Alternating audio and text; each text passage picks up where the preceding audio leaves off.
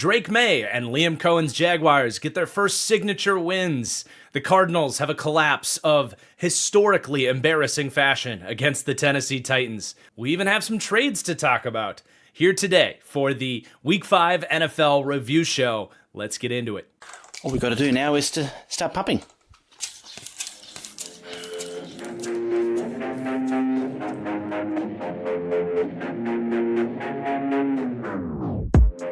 The first game I want to talk about from NFL Week 5, Sunday Night Football. New England Patriots go into the Bills' house, the undefeated Buffalo Bills, the Super Bowl favorite Buffalo Bills, and division opponent. Huge night for the Patriots, just a statement win of all proportions for Drake May, for Mike Vrabel, and everybody involved with the New England Patriots, just straight up outplaying the Bills in the biggest of spots and the biggest of spotlights.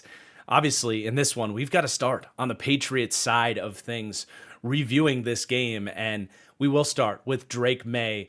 And I said this in the Week 5 preview show that I think in the whirlwind of an NFL season with so much going on, it can be hard to kind of slow down and realize when there are just some games throughout the season that means so much more than others on a micro perspective and on a macro perspective.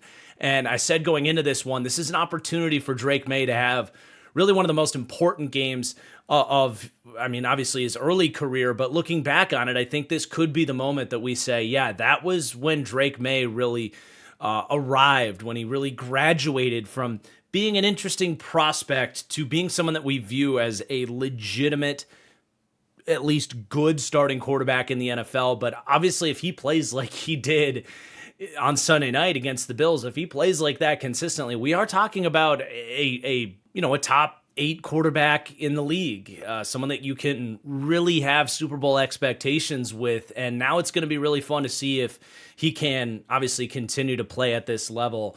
But I do look back on this game as Drake May's graduation ceremony from prospect to, welcome to the real world, Drake May. And he just straight up outplayed Josh Allen in this game. And that's not a shot to Josh Allen. That is obviously not an easy thing to do, and full credit towards Drake May. Like, he made throw after throw in this game. I thought he was good from start to finish.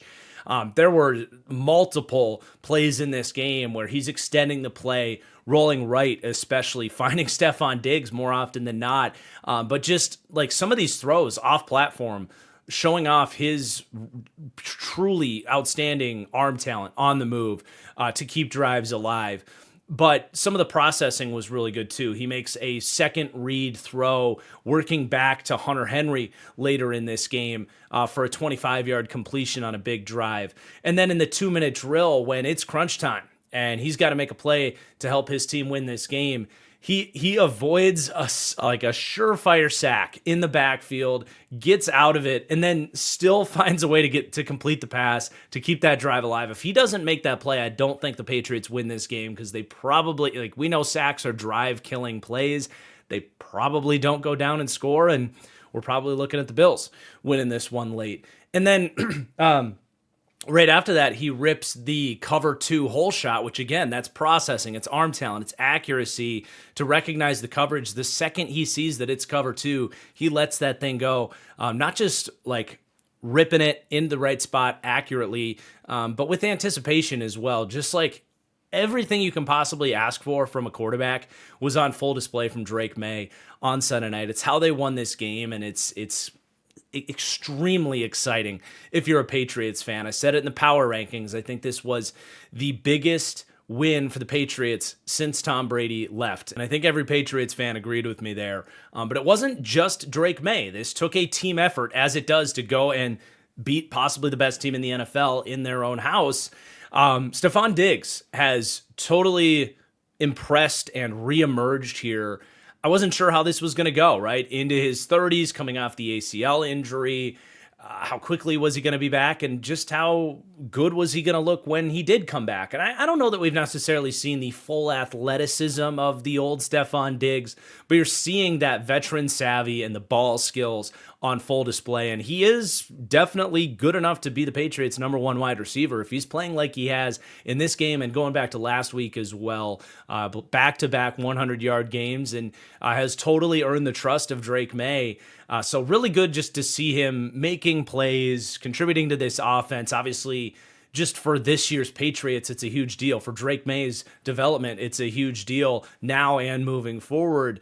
But this also was like one of the biggest, I don't think I want to call it a publicity stunt, but I don't remember, especially for a non-quarterback, a night that just changed a guy's kind of public perception and maybe even his legacy more than Stefon Diggs. Not that he's known as like being a bad guy or that he gets in trouble or anything, but he's definitely known as kind of being a diva and not always fitting in the locker room. There's that famous video of him when he was younger in the Vikings locker room where I can't remember if it was Everson Griffin or who it was going around with the microphone and asking the players like, Which Viking would you least want to date your daughter? And it's everybody's Diggs.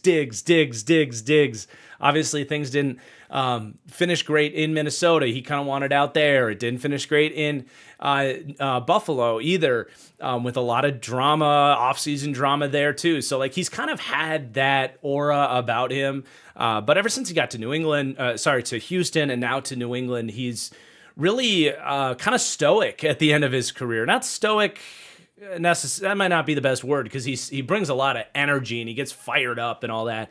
But definitely taking more of a veteran leader outlook on the back end of his career here. And it's really good to see. And it's clear like the players rally around him and he has ignited this team. So just a huge legacy night for Stefon Diggs. He deserves a ton of respect for the mental maturity, but the physical grind to get back into shape and playing it the way he is too. So it wasn't just Drake May that impressed me. It was definitely Stefon Diggs. And then the Patriots defense too, they need to be talked about because they don't win this game without really impressive defensive outing for the Patriots. And we've started to feel this over the last couple of weeks. I think that this Patriots defense is coming into their own under Mike Vrabel. It's a testament to Mike Vrabel's coaching, right? Like there's some defensive coaches around the league. We won't name names here. They'll come up later in the show, I'm sure. But you know, we talk about this when a new defensive mind and yeah, Vrabel is the head coach. He's got other guys helping him too. But this is ultimately, you know, he's a defensive coach. It's ultimately the defense being built in his image. But there's coaches around the league that are still trying to put together the pieces and get their defense to play right. It didn't take very long for New England. I mean, they didn't play great week one against Geno and the Raiders, but really, I mean, especially the last 3 weeks, this has felt like a Mike Vrabel defense. He has gotten these guys in the right place, playing fast. I mean, their ability to just slow down the run and take James Cook out of this game and force tough throws out of Josh Allen, which he's going to get his, of course, but just the togetherness of this defense, that's something you always felt from a Mike Vrabel defense in Tennessee, that they're better than the sum of their parts. And it's not that the Patriots don't have some really good players. Like Barmore's playing well. It's great to see Christian Gonzalez out there. I mean, Marcus Jones had another big night. Last week against the Panthers was special teams. I can't call it a breakout for Marcus Jones, but a reminder of just his athleticism. And he had a couple game-changing plays in this game. He has a pass breakup on Keon Coleman, who has like 6 inches on him.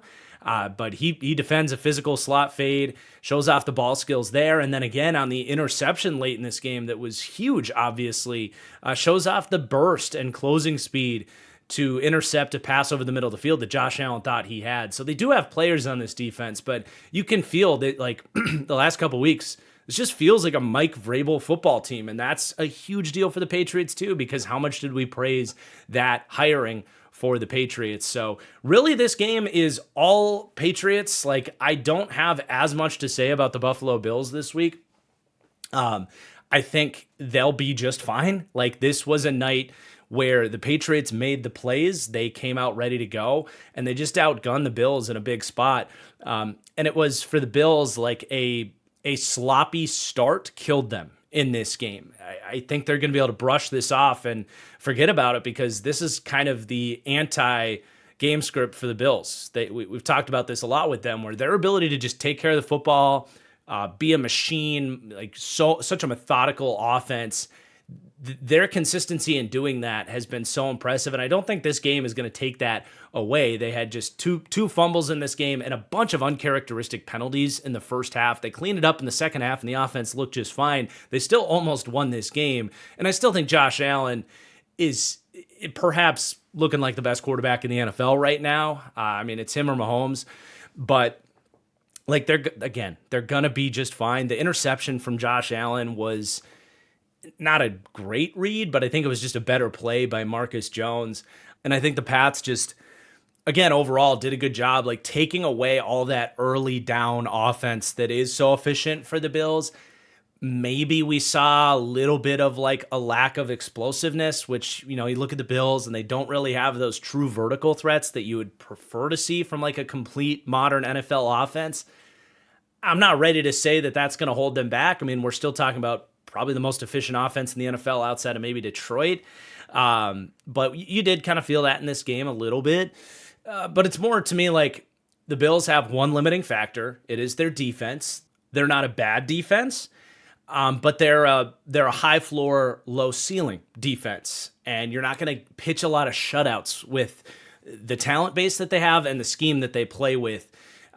Being that kind of loose zone, top-down style defense, more of that bend-don't-break approach to defense. They want to win games 30-20, right? And in this one, they didn't get the 30 points. They had the turnovers early that really hurt them and the sloppy penalties. If you're not getting that dominant offensive performance, you're probably not talking about a Bills team like maybe the Eagles or the Packers, perhaps, that maybe can win games in a different way, like on the heels of their defense. All these teams are constructed differently and have different strengths and weaknesses, and that's really what we're talking about with the Bills. If they do have some hiccups on offense, they're going to run into a tough spot, and that's what we saw. But I'm not expecting those hiccups to really continue, so not too worried about it for the Bills. I would still pick them to win this division. I would still pick them to go get their revenge in Foxborough later. I still think they're the better overall football team, but they got to be careful, right? That's not to disrespect the Patriots. Like, I ranked them very high in the power rankings this week. I think I had them 13th. Like, they're, if nothing else, announcing to the NFL that if at least for the wild card picture, the Patriots have arrived, and I think they are here to stay. And they're only going to continue to get better too. So very exciting night for the Patriots and Patriots fans. Now, before we recap our next game here, I want to thank the sponsor for today's show, SeatGeek. Obviously, the NFL is in full swing, but this is definitely the best time to be a sports fan. We've got baseball playoffs, basketball, and hockey are coming.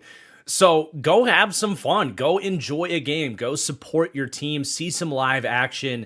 And when you get your tickets, SeatGeek has got you covered. They are the number one ticketing app for good reason. They have the cleanest, easiest user interface to use. They color code all of their seats. So just look for the green dots, and you know you're getting the most bang for your buck. And not just on the SeatGeek app, but you're going to get the best market competitive prices as well. I'm always cross-comparing apps, and I always find myself back at SeatGeek. They just have the best deals and the best seats available.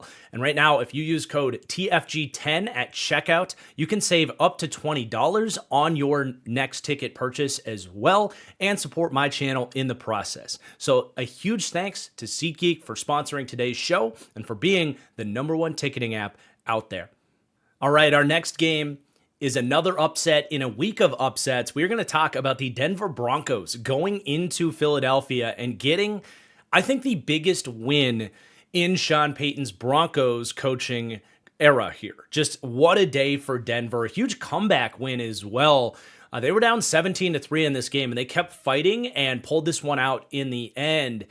And this game took a total team effort from Denver, but I think you got to start by praising Bo Nix, that I think was awesome in this game. I think he played definitely as well as you can ask for a young quarterback in his 22nd start or so, just doing some quick math in my head. I think he played as well as you can ask going into Philadelphia, one of the best defenses in the league and one of the most hostile environments in the league.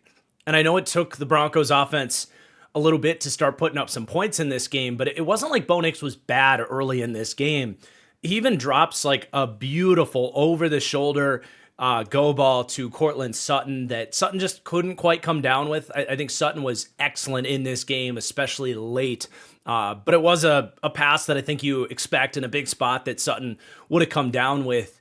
But I think also Bo's ability to not turn the football over. He had 0 turnover-worthy plays in this game. So many other quarterbacks go and make that critical mistake in Philadelphia and dig their team so deep that they don't put themselves in a position to make the throws later in the game. And I think that was commendable for Bo Nix too, but just made a bunch of good plays happen in this game. Maybe not great plays all the time, but some plays with his legs, just some nice quicker throws to keep drives alive, but he also made some big plays happen.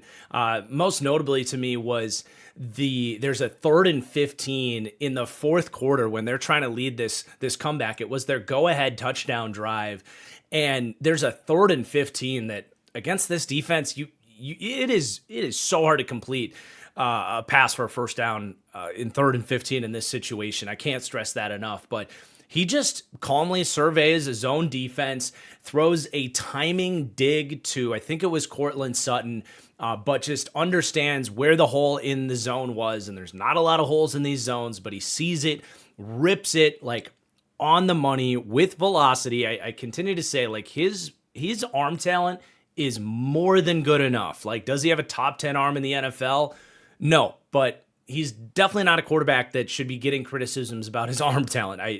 I'm at that point. And I think his arm talent has gotten even better, I think, than it was coming out of Oregon, where I think it was just fine. He seems to be getting more rip on these fastballs. But yeah, this throw, dropping it right in there, right as Cortland Sutton's turning around, like the anticipation on that throw is such a veteran star quarterback throw in the biggest of spots. So that throw stood out to me. But he throws a couple nice back shoulders in this game too. There's 4 minutes left to go on an important field goal drive. He has really nice touch on a 3rd down back shoulder, makes that catch makes that throw much more catchable for Cortland Sutton. So Bo Nix definitely deserves his praise in this winning effort. He continues to be a quarterback that I see. There's just a couple QBs in the league that I think get unfair scrutiny and unfair criticism from the fans out there. I don't know why people don't really enjoy Bo Nix. I guess it's just weird because, like, he does extend plays. I like his energy. He's a fun young quarterback. I think it really is just that early in his career Auburn days that people can't quite shake. I encourage people to not think about that version of Bo Nix when you watch him because he's just so far removed from being that player. So huge praise for Bo Nix, the biggest win of his career, certainly. I mean, this was not an easy game to go and play like this.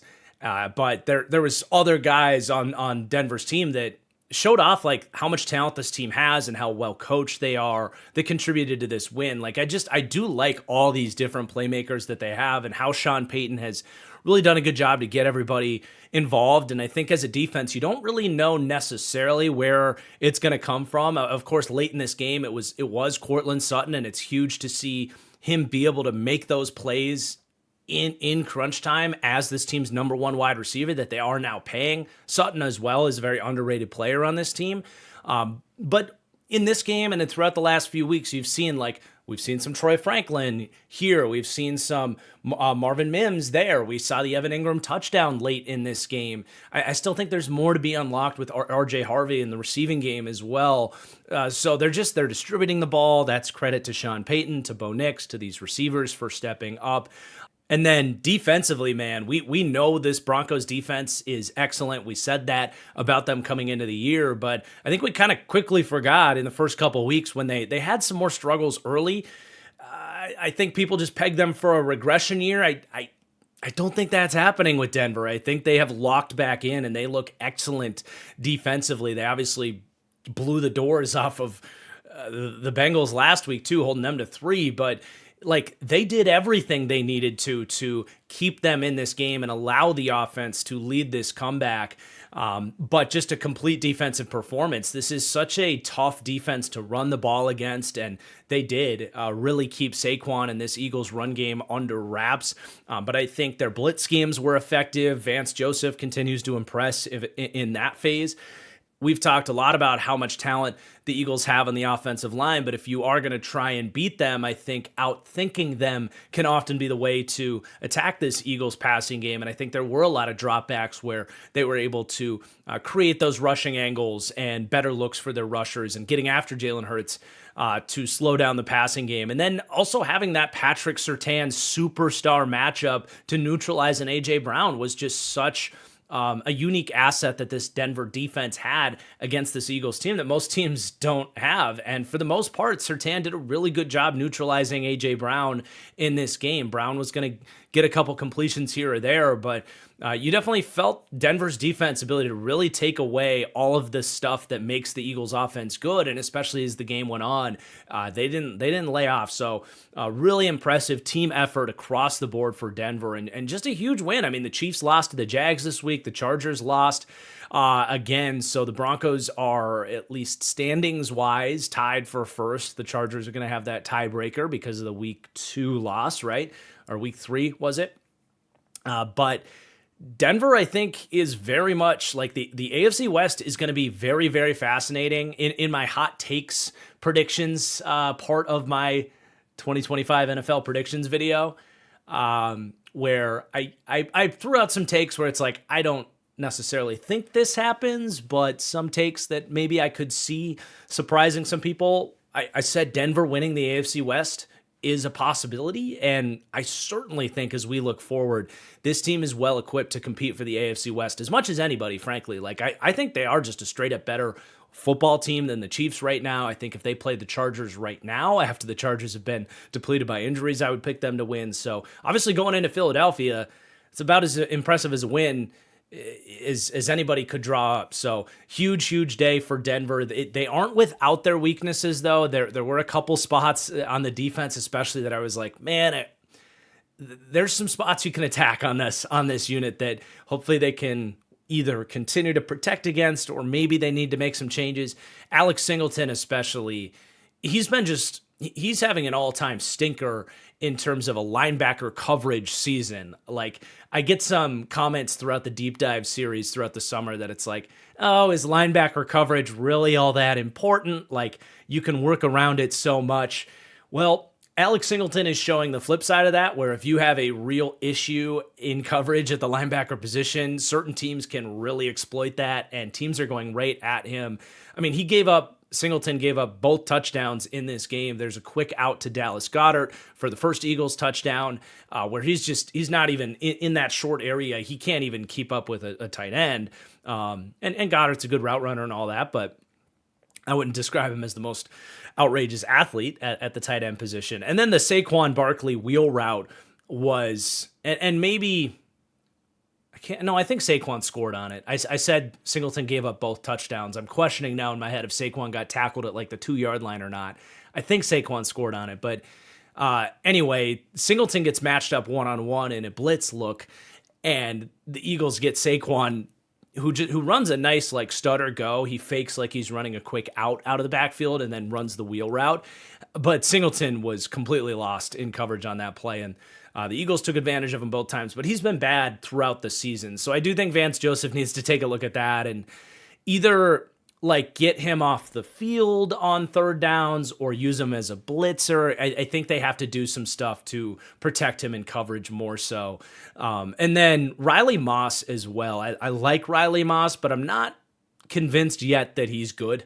The Eagles are taking advantage of him in this game. They have the huge Devontae Smith play early in this game where Devontae just runs straight by him. And you're looking at Riley Moss like, okay, a good NFL corner. I know Devontae Smith is good, but it's not like Devontae did that much on that play. I don't really know what Riley Moss was thinking on that one. Just terrible technique. I guess he was trying to anticipate a dig route or an out route or something, but he just gets completely turned around on that one. So bad coverage there. And then they got lucky late too. Moss gets beat by Devontae Smith on a fade to the left sideline, and they did flag Devontae Smith for offensive pass interference, but it was the type of play that almost never gets called for offensive pass interference. They were just doing some hand fighting, and Devontae Smith, I guess, extended a little bit too much, but I was surprised they called it, frankly, given how seldom they call offensive pass interference. So Riley Moss got cooked for another one there, and they dodged a bullet, frankly. So, I still believe in him as a talent, but if you're going to talk about having like an elite defense, you don't really want to have these holes. So something to keep an eye on there with Riley Moss as well. But let's talk about the Philadelphia Eagles in this game. And every week with the Eagles, it's like this internal struggle for me. It's like, how much do I really want to talk about Jalen Hurts, who has become such honestly, just an exhausting discussion, such a polarizing discussion where it's like, if you say anything bad about him, Eagles fans just, blow you up in the comments and don't want to hear any of it. So it's like every week, it's like, how much do I really want to even go down that path? I think this week I'll address it a little bit. I think there are a good chunk of Eagles fans that are level-headed and deserve the analysis here. But he wasn't good in this game, man. He wasn't. Outside of some really impressive throws. I'm not going to say he was horrible in this game, but he wasn't good, in my opinion. Like, he made I would say 4 throws in this game that were really impressive throws and a reflection of his best trait, in my opinion, being that deep ball accuracy, right? And he hits Devontae Smith on the play that Devontae Smith blows by Riley Moss. Hurts gets it to him. It was a little bit behind him, but not like completely underthrown. He got it to Devontae Smith and allowed him to keep running. So that was a nice throw. I think his best throw was the Jahan Dotson catch to the left sideline. Like, tight coverage, but just dropped into a bucket in a way that Jahan Dotson can then make a spectacular catch off of a great throw. You've got the Saquon Barkley wheel route, which was wide open, but he gets it out to him, finds him against the blitz there. And then he also had a nice pass on that Devontae Smith offensive pass interference that got revoked. Now, 3 out of those 4 plays required like huge wins by the wide receivers. Obviously, Devontae Smith was wide open. Saquon Barkley was wide open. And the catch from Jahan Dotson was also a spectacular catch. So it wasn't like all Jalen Hurts on those plays, but he deserves credit for those 4 throws that put his team in a decent position in this game. But really, outside of those 4 plays, Jalen Hurts just was not good in this game. Just holding the ball too long, not finding answers against a tough defense that was going to make things challenging on him. And it was honestly, it was just kind of night and day watching Bo Nix on one side as a young passer, like finding those holes in the zone, stepping into pressure, throwing with anticipation. Those are the types of throws that are missing with Jalen Hurts. And, I think there's a lot of fair criticism for the play calling and Kevin Patullo. I don't think this is all Jalen Hurts. I don't. But I think a lot of people look at the receivers down the field and they're like, oh, they don't have a ton of separation out there. Like, what do you want Jalen Hurts to do? It's like, okay, well, what I want him to do is throw the ball with anticipation before the receiver comes open, whether it's a dig or a hitch route. There's a lot of times where Hurts is just holding on to the ball too long, electing to scramble, and he played right into the Broncos' hands in this game. They knew he was going to take off and run, and they had excellent contain on to not give up big scrambles against Jalen Hurts. But I think what you need to see from Hurts is stepping up, letting the ball go, trusting that A.J. Brown's going to box out that defender. And it's not these outside throws, right? Like, they have that down. It's all the stuff over the middle of the field. And that, to me, is where Jalen Hurts deserves the majority of his criticism. And while he's so good at protecting the football, right? Like, his turnover-worthy play rate is insanely low. It's the same thing we said about like Caleb Williams in his rookie season when we're talking about like him having the no interceptions thrown record as a rookie. It's like, well, there's some of that is bad. Like, some of that is you're holding on to the ball, electing to scramble, and then you punt, which is also a turnover. Like, if you're not taking those chances over the middle of the field, you're taking a lot of meat off the bones of the passing game. So there's a lot of criticism to go all around with the Eagles passing game, but I think a huge chunk of it is Jalen Hurts. I think the play calling needs to do a better job presenting easier looks to Jalen Hurts. And there are certainly some plays, don't get me wrong. There are some plays where there aren't even guys like running into the middle of the field for Hurts to throw to. I don't want this to come off as like all Jalen Hurts slander. Kevin Patullo's got to do better in these third and pass situations too. And then I also think too with the Eagles, while the Eagles passing game is getting so much criticism, they're not running the ball as well as they did last year. And I haven't pulled the numbers yet, frankly, to confirm this, but I would imagine their yards per attempt and everything is much further down. Their run blocking grades, I would imagine are down. They don't feel as dominant, obviously, running the football, and that puts more pressure on the passing game. And I think teams as well are like really selling out to stop the run too. So that's pulling their offense back a little bit from where they were last year. And I think overall, like their margin for error as a football team is just smaller this season. At the end of the day, I think they're going to be just fine. Like, I really look at this game and say Denver was a unique matchup in the sense that they, especially defensively, were well equipped to make the Eagles offense uncomfortable in this game for all those reasons we talked about earlier, specifically having a Pat Surtain to go against an A.J. Brown. I think sometimes you run into a good football team and, it's a close game and a couple things go against you at the wrong time. Like there were some calls in this game that I don't necessarily think were bad calls, but were like 50-50 calls that could have gone either way. You have the roughing call on Zach Bond that he hits, I don't remember what player it was, but he hits someone that had been tackled just a little bit too late. They throw the flag on that. There was the Devontae Smith offensive pass interference call, definitely could have gone uncalled. And it was just kind of wrong place, wrong time for those penalties. Those were in really big spots that definitely hurt the Eagles hurt the Eagles' ability to win those games and win this game. And that's when you're talking about your margin for error is just a little bit smaller against good teams. And that's, by the way, not saying that the refs gave the Eagles this game. There was also a pass interference that went in the Eagles' favor right before half where Nix launches it down the field. And I thought there was pass interference that the refs even threw the flag and then they picked it back up. And I think whoever the replay official for Fox or whoever had this game was saying, yeah, I don't really know why they picked that play up, that flag up. So it's not like it was a completely one-sided game, but anytime the calls are going against you late in the game, it's going to feel like it is, I think.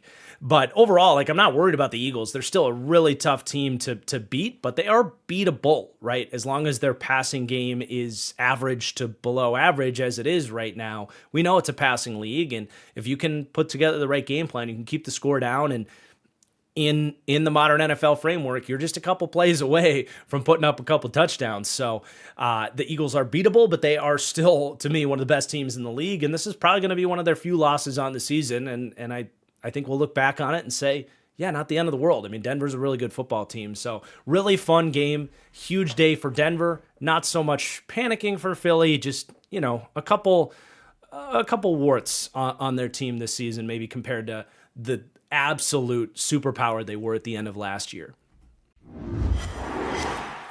For our next game, let's talk about the chaos that ensued in Seattle between Tampa Bay and the Seahawks. Tampa wins this one on a last-minute field goal, winning 38-35. The narrative that the Seahawks have never played in a regular football game continues. This game was just crazy, hectic, back and forth, kind of as was expected, I think, as at least myself and I think many people previewed and looked ahead at this game.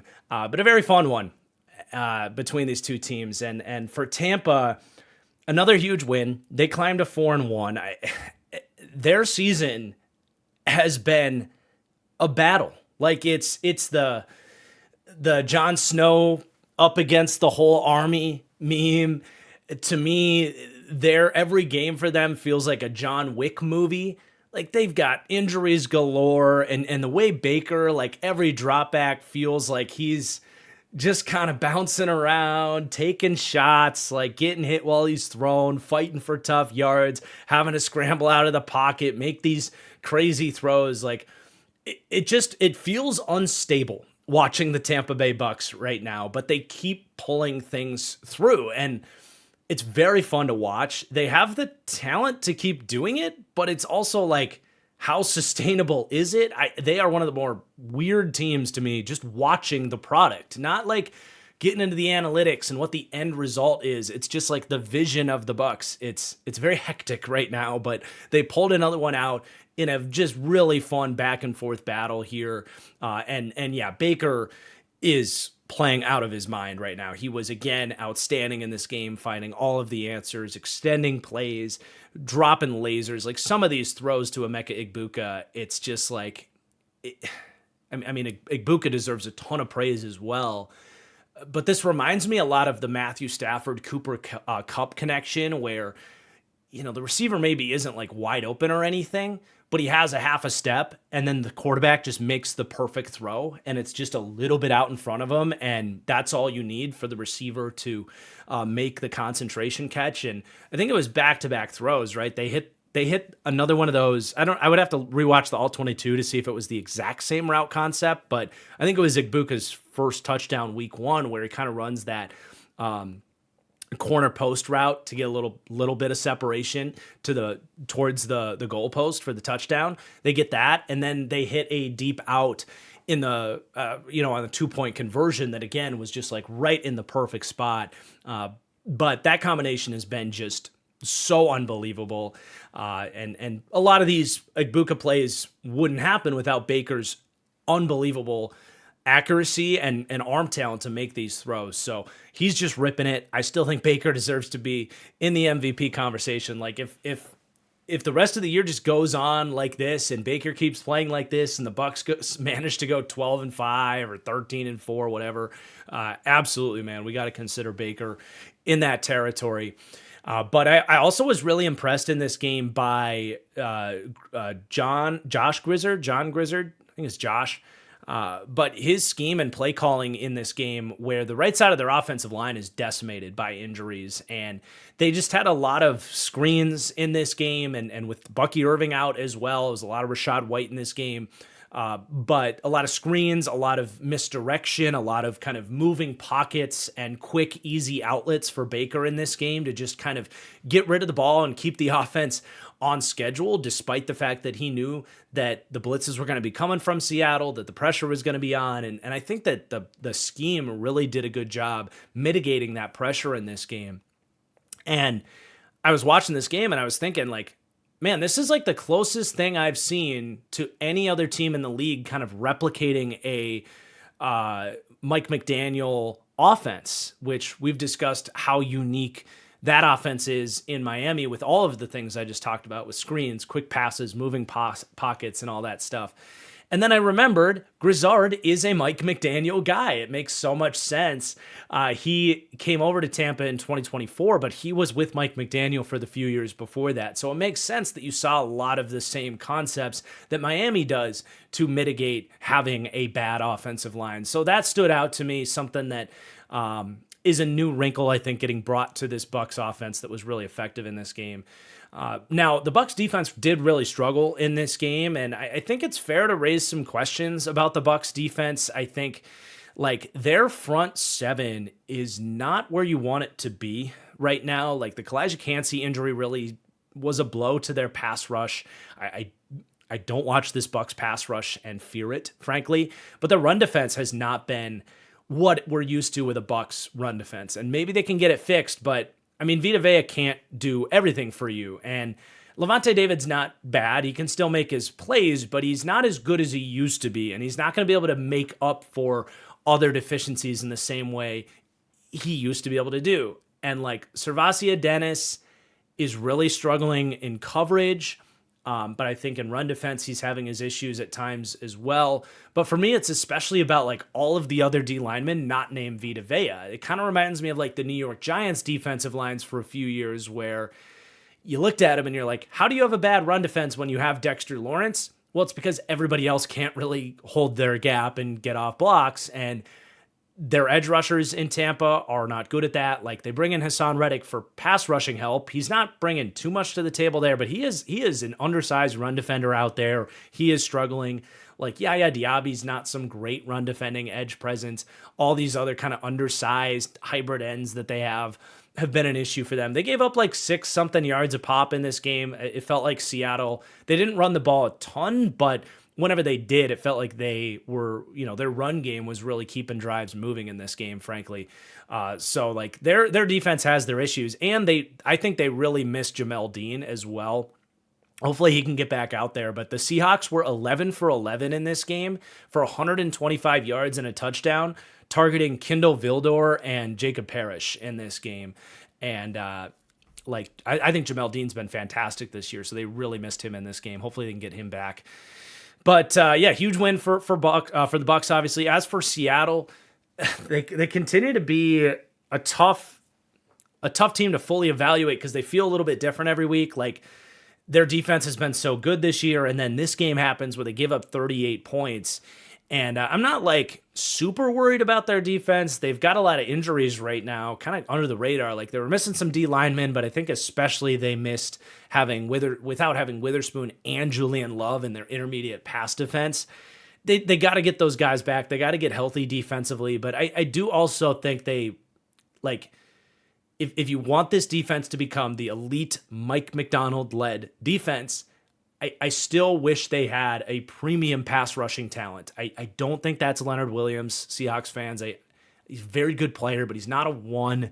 The other edge rushers are good players, but not ones. Byron Murphy's still a young player. I hope maybe he could be that guy, but he's not there yet. So, like, I know they had some injuries on the D-line, but you would have expected more from the D-line in this game against a beat-up Bucs O-line, right? And I know the Bucs did some good things schematically, but there were some dropbacks too where it's like you got to get some more pressure in there. So we'll see if they can straighten things out with the defense as they get guys back healthy.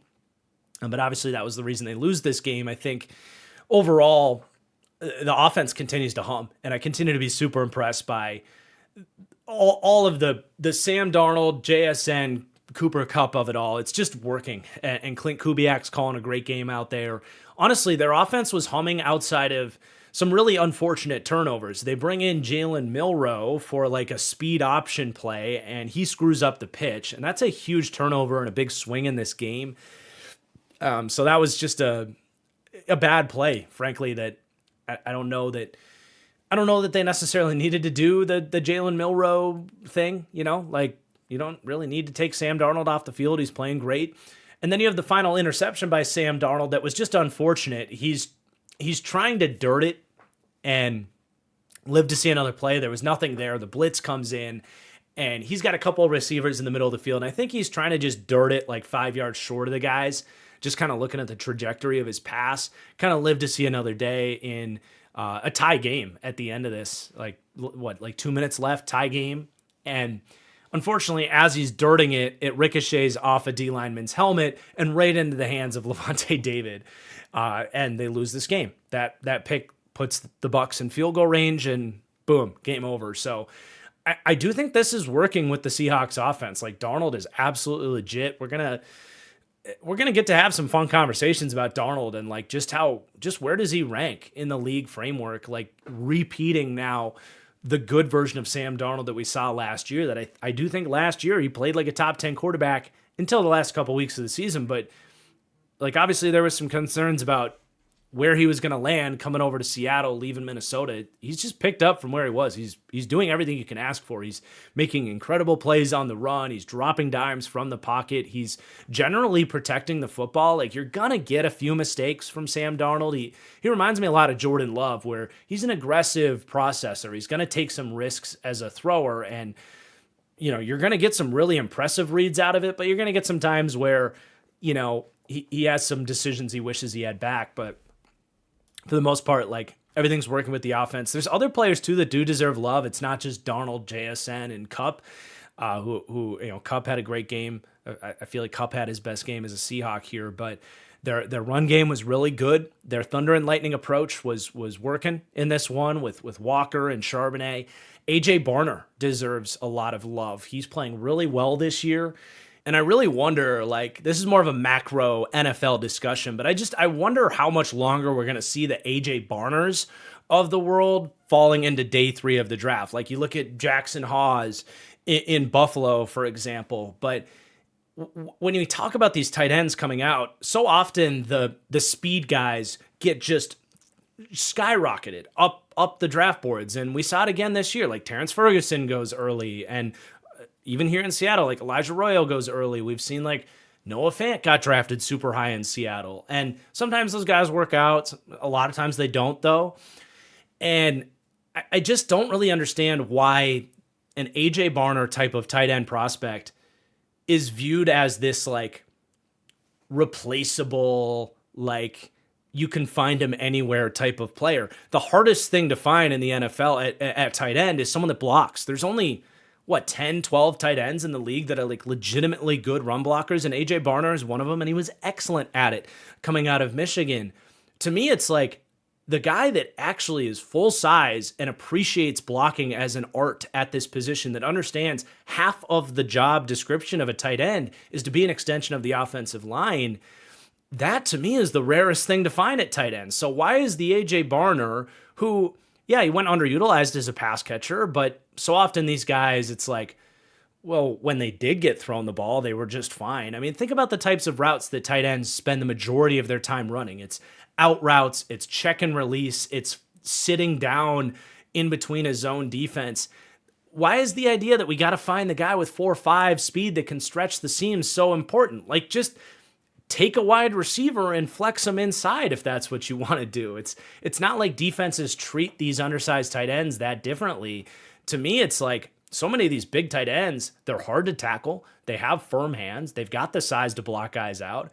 I would so much rather take the big blocking tight end that's clearly helping this offense in terms of their run blocking, and just hope they can contribute as a sure pair of hands and a tough guy to tackle after the catch. I mean, the touchdown AJ Barner had in this game, he catches it in the flat, and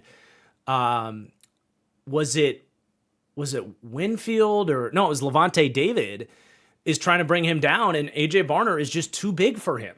And especially in a league where all these linebackers are becoming undersized, it's like, it's not like an AJ Barner can't be a good weapon as a tight end. So I just wonder, as the league framework is changing, we're seeing a shift towards 12 personnel and back towards the run game.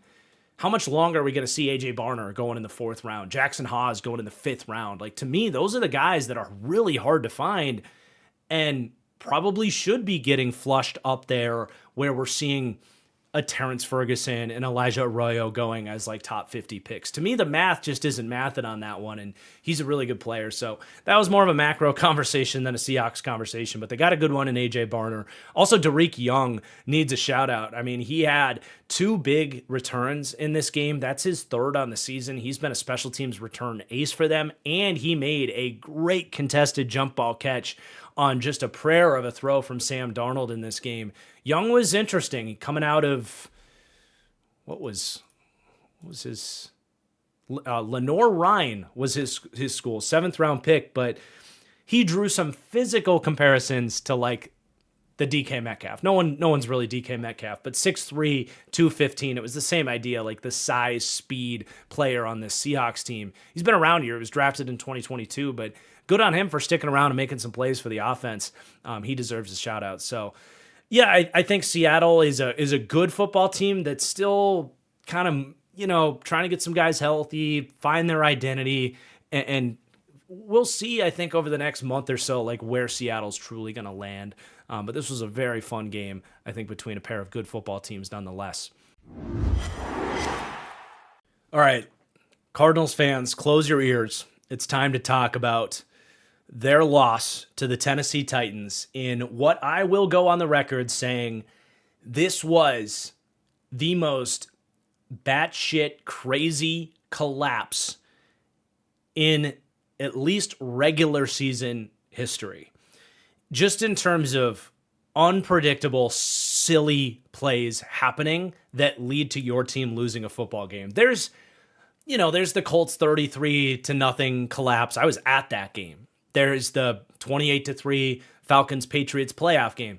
Those are comebacks. I'm talking about just craziness leading to you losing a football game that you so far had in hand. I can't imagine. I've never seen it. You probably, like, I want to know, like, some of my older viewers, are there games in the 80s or 90s that were, like, comparable to this? Because, like, I think of, like, the Holy Roller, like, being a crazy play back for the Raiders back then, one of the legendary plays. That was one play. Like, there were multiple plays in this game of Holy Roller nature that lead to this game. 3 of them. So you have that the Cardinals are rolling in this game.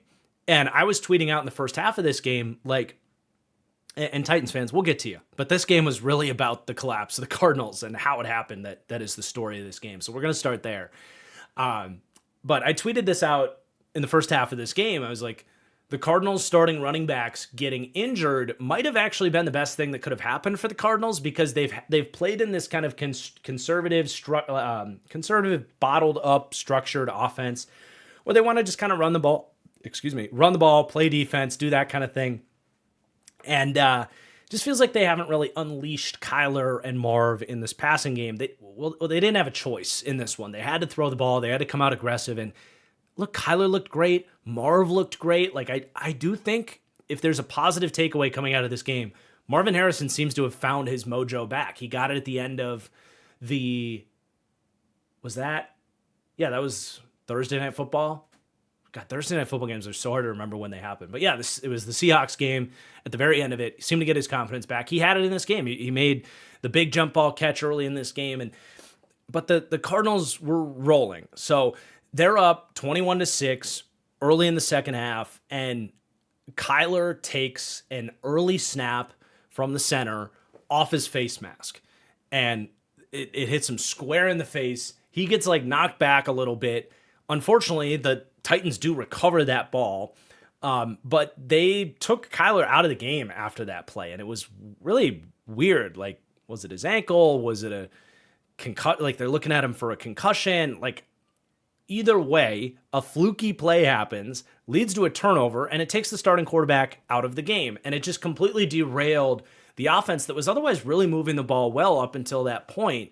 So that alone was like a crazy thing that kind of opened the door for the Titans a little bit, but not really. I mean, Kyler comes back in maybe 6 minutes later, and with 12 and a half minutes to go in the game, Amari DiMercato breaks loose for a 70-yard touchdown run that would have made it 28-6, like game over, right? But he does the dropping the ball at the yard line on a breakaway run thing, which it's just inexplicable to me that these players keep doing it.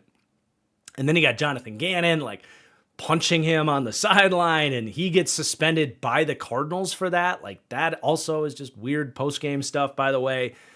Like, I feel like the head coach is supposed to be kind of like the top dog of the organization, so it's kind of a weird look and kind of undermines the head coach and kind of forces the players to lose respect for your head coach after a run of 3 losses where you're already losing respect for your head coach. Just, that's kind of a weird look, and it's not to say that I don't like it from the Cardinals, but I don't know if that's going to work out for them in terms of Jonathan Gannon winning this locker room back after such a horrible collapse. But anyway, so you now have 2 crazy plays that have invited the Titans back into this game, but it's still 21-6. All they did was get a touchback out of that, but the Titans go score a touchdown, and then the Cardinals give the ball back to the Titans, and then with a 21-3 score with about 3-4 minutes left, the Cardinals force an interception and should be game over, but the defender going down to the ground coughs up the ball. The Cardinals stumbling all over each other. I think 3 different Cardinals touch the ball. It rolls backwards into their own end zone, and then the Titans recover it for a touchdown, which makes it 21-19, I believe. Just, I can't think of a game with this much craziness between the ball bouncing off his face mask. That alone is crazy, but then taking Kyler out of the game because of it. Then you have the breakaway run. Then you have the fumble into the end zone for a touchdown. I'm speechless. I'm utterly speechless. This was a crazy game to every extent. But despite all of that, the Cardinals still were in a position to win this game. They get the ball back after the fumble play, and they still have a chance with a 21-19 lead to run out the clock and get out of this game, laugh it off, frankly, and move on to the next week as a 4-2 football team, right? But they decide that it's acceptable to just go run, run, run, and not just run. Like the first 2 runs I get, but a 3rd and 8 run. Like, are you kidding me? With both of your starting running backs out, doing exactly what the Titans are hoping you would do in that situation. The last thing the Titans want is for Kyler to drop back and try to win the game. That to me is a fireable offense to run the ball on 3rd and 8 in that situation. That in the modern NFL, that can't happen. It just can't happen. So they punt it back to the Titans, and then Cam Ward makes a beautiful throw and finishes the comeback. It just, there is not a word in the English dictionary that can properly describe how devastating this loss is for Cardinals fans. My heart goes out to you because this is not a bad football team, but this is now the cherry on top of a three-week run of this type of not to this extent, but bad coaching, frankly, leading to these end-of-game losses. And it's just extremely frustrating, and it's hard to not look at this as a potential fork in the roads moment for the Jonathan Gannon, Kyler Murray era. We'll see how they respond to this. Like I said, I don't think this is a bad football team. They're a couple plays away from being a 5-0 team. But how Jonathan Gannon is able to galvanize this locker room and how they're able to respond to this, it's going to be a big deal. Like I could see a world where they lose the locker room and they continue to spiral. And then it could get really interesting in terms of what direction does Arizona go from there. I think you're talking about Jonathan Gannon probably losing his job. And then I also wonder if they maybe just start to have some conversations about Kyler Murray. Not that Kyler's playing bad this year, but maybe like if this is going to be another rebuild in Arizona, do they consider if it's in their best interest to blow it up and move Kyler Murray? I don't think that's what I would do, but I can picture those conversations maybe coming down the barrel of the gun if this really goes off the rails. But I don't necessarily think that's going to happen. I still think this is a pretty solid football team, but God, what an unbelievable week in the worst of ways. But for Tennessee, Titans fans, you get some love this week. I mean, obviously they still have issues as a football team. Like the fire Brian Callahan tweets, they were a-flowing at halftime in this game. And they clearly were not the better team in this game. It took just the most unbelievable series of events to even open up the door for them to have a comeback in this game. But Cam Ward did take advantage of that opportunity. And it was an excellent moment for Cam Ward to get some confidence and show off that, like, look, he can make some plays. Like, he is not the problem in Tennessee. He's a young quarterback. He's not playing like incredible football or anything like that, but he's keeping his head above water, I think, this season. And this is a moment that really picks him up. Like, I think now if they go and have a couple more bad weeks, Cam Ward can think back to this week and still have some confidence in there, because I do think confidence matters so much for these young quarterbacks. But he really did make some unbelievable throws to lead this comeback. He made one of the better throws that any quarterback made all week when he splits two safeties for, I don't know, a 40-yard rip up the middle, showing off the arm talent and the accuracy to Ridley. He also, right after that, shows off the touch. Like, his ability, one of the things we said about him is, like, he kind of has every club in his bag. That drive was a great example of it. He can step up and rip a post, and then the next play, drop it over the DB's head and float a catchable pass towards the pylon to his tight end. Gunnar Helm, by the way, looking pretty good. Another example of 40 time being overrated for tight ends, I think. But yeah, like really nice throws to lead that drive. And then again, once they get the ball back after those conservative run calls for the Cardinals, he hits a 38-yard go ball to Calvin Ridley.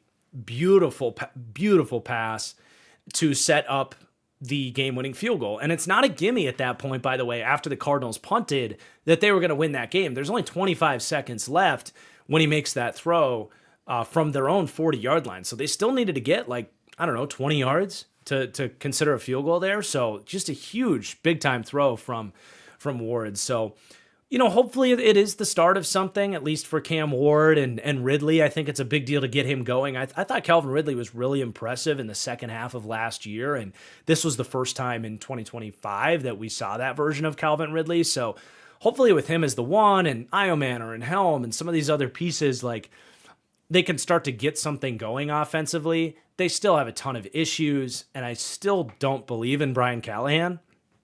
And I think ultimately it's best that they continue to lose games, because if I'm a Titans fan, what I don't want is, you to win a few games and the offense starts to look good enough that this regime talks themselves into Brian Callahan. I think the eye test tells you that Callahan he's not good enough to be an NFL head coach.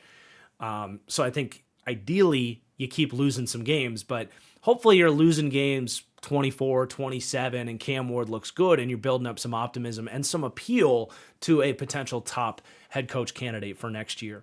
But congratulations, Titans fans, on your first win, and Cardinals fans, I feel bad for you, and I have no words. I have absolutely no words.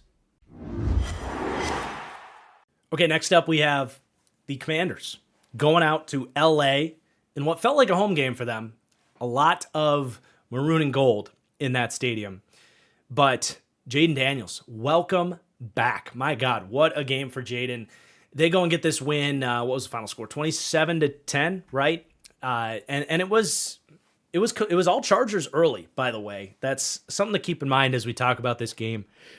It was 10-0 Chargers, and it felt like this game was maybe over at halftime, because Ladd McConkey returns a punt for a touchdown, a huge punt return touchdown, but they get roughing the punter on the play, gives the Commanders the ball back, and then, I don't know if it was the next play or like 2 plays later, but Jaden Daniels made his best throw of a day where he made a lot of good throws. An absolute nuclear strike down the field to McCaffrey, who made a great catch on the play, best play of McCaffrey's career too. And then that allows them to get 3 points before half. So instead of 17-0 at half, it's 10-3, which is just obviously the biggest of difference. A 1-score game as opposed to a 3-score game. So a huge swing of events really opened up this game for Washington, and then it was all Commanders in the second half. But Jaden was good from start to finish. I noted down multiple good throws that he made. I mentioned the deep ball to McCaffrey. But earlier in the game, he did keep a drive alive with a beautiful anticipation dig throw, very similar to the Bo Nix play that we described earlier in the show, where he's putting it out there expecting a young receiver in Jalen Lane to turn around and catch the ball on a third down. They didn't end up getting points on that drive, but it was a great throw.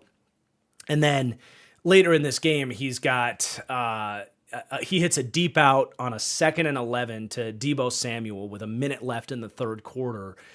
That was just, kind of one of those high arm talent, deep out dimes to keep a drive alive there. You end up getting the first down instead of 3rd and 11 after that.